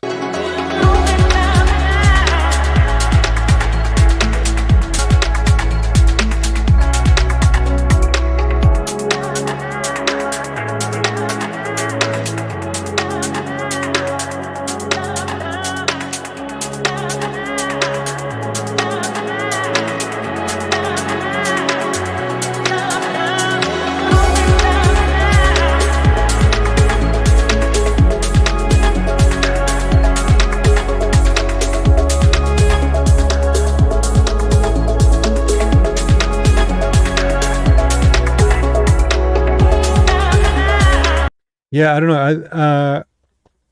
I don't know. The vocal is really, really good, but it's definitely been used in something I know. It almost feels like it's been used in a similar track.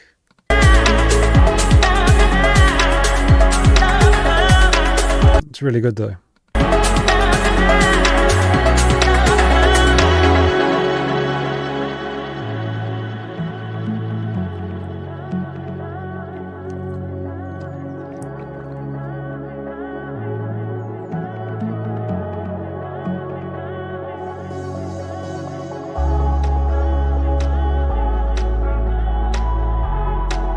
I guessed as much. Yeah.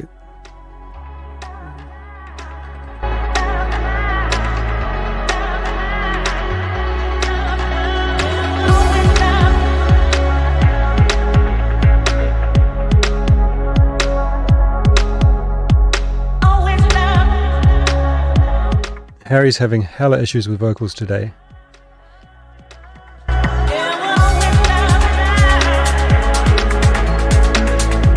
Yeah, that clicky rim shot on the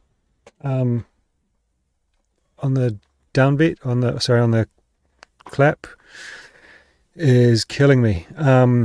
it's really loud. I think just using a snare that does something similar, not too. It's a cool effect what you've got there, but it's just way too loud and way too kind of clicky. So I think, yeah, maybe layering like a tight snare with a rim shot, and then mixing the rim shot a lot more quietly.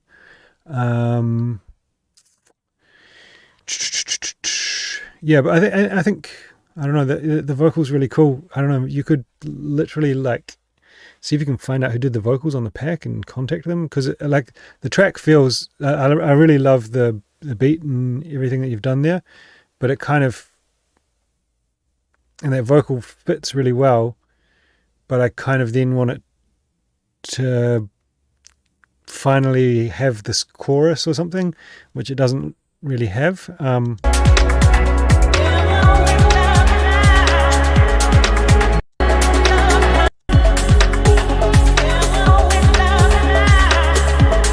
I don't know. You've heard enough of my streams, Luca, to know that I'm picky about splice vocals, especially ones that I'm familiar with. But tracks get released every day with splice vocals. A bunch of my tracks have vocals from Splice and Loop Cloud and whatever in them. But wherever possible, I think it's always good to try and use original vocals, or at least like something going one step further somehow, whether that's using like something like Audemy, or it's not easy, but contacting a vocalist and getting something original done is always the best option, I think. But yeah. Harry, where do you get vocals from? Do you use Splice? Yeah,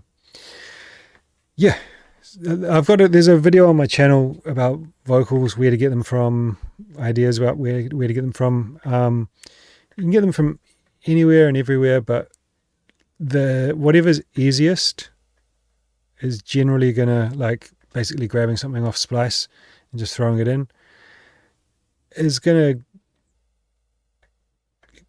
it's not going to create something that's really outstanding 9 times out of 10. If there's, there are some amazing vocals that get put up on Splice, and sometimes a track that utilizes them will be really big, but it's because they either have like enough reach to make that vocal about that track, and then whatever, then maybe 100 other people use the same vocal, but everyone's like, oh, it's the vocal from that track because it's synonymous with that track. So either the track is big enough or the artist is big enough that even though it's a vocal that's available to anyone on Splice, it becomes their vocal, right? Yeah, I don't know. Or then just working with those vocals and changing them somehow can be another option. Bell, I don't know how to say your last name. Bell Rios. Any thoughts on AI created vocals? Yeah, so I was literally messing around with this the other day. I think from what I've been able to create, it is really, I think there are some tools where you can like put in a melody. So you play like the melody on a piano roll, and then there's like text to sing for a vocal that follows that melody, and I guess you can control the cadence and stuff. But the stuff that I was looking at had just so few controls. Like it was kind of like these things that are being used for voiceover narration for YouTube videos and stuff. And while it's kind of cool for that, or it's okay for that use case, what I was trying to do was create like some spoken word things that I could use in a track. And even then it was like, you can't get it to work rhythmically without like chopping each individual word and then placing it on the beat. And even then, you're just placing the vocal rhythmically. You're not like accentuating. You can't pick which word you want to be accentuated or anything like that. So it just felt like really, I think you get better results by doing it the old-fashioned way, either doing it yourself or getting someone else to do it, to sing it, speak it, whatever. Something you can mess around with is like doing your own vocal and then using a AI voice re-sing kind of thing like Automie to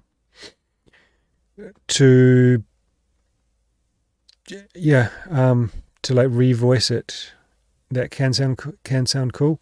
I was having better results messing around with that than messing around with like AI text to speak stuff. So yeah, vocals is always an issue, but basically be creative, and then if you want a full vocal for a track, like a full verse chorus kind of thing, or like a multi-line hook, then get in contact with a vocalist. Nick, my track Barricade, is using splice vocals, mate. But I hadn't heard anyone else use them before, and the track did pretty well. So the likelihood is if someone else uses the same vocals, then people will associate it with my track. Maybe not if like Skrillex uses them or something, but if someone, I don't know, isn't as established of an artist as me uses them, then they'll probably be like, people will be like, oh, those are the vocals from Dilby's track. But yeah, something like that, you can get like a vocalist to do something for them. All right, I think we're going to call it there. Everyone have a great Sunday. I'm off home to relax with the family. Let me figure out how to turn this thing off and end the stream. Thanks everyone for sending in your music. Some great stuff in there, as always. And we'll see you next month.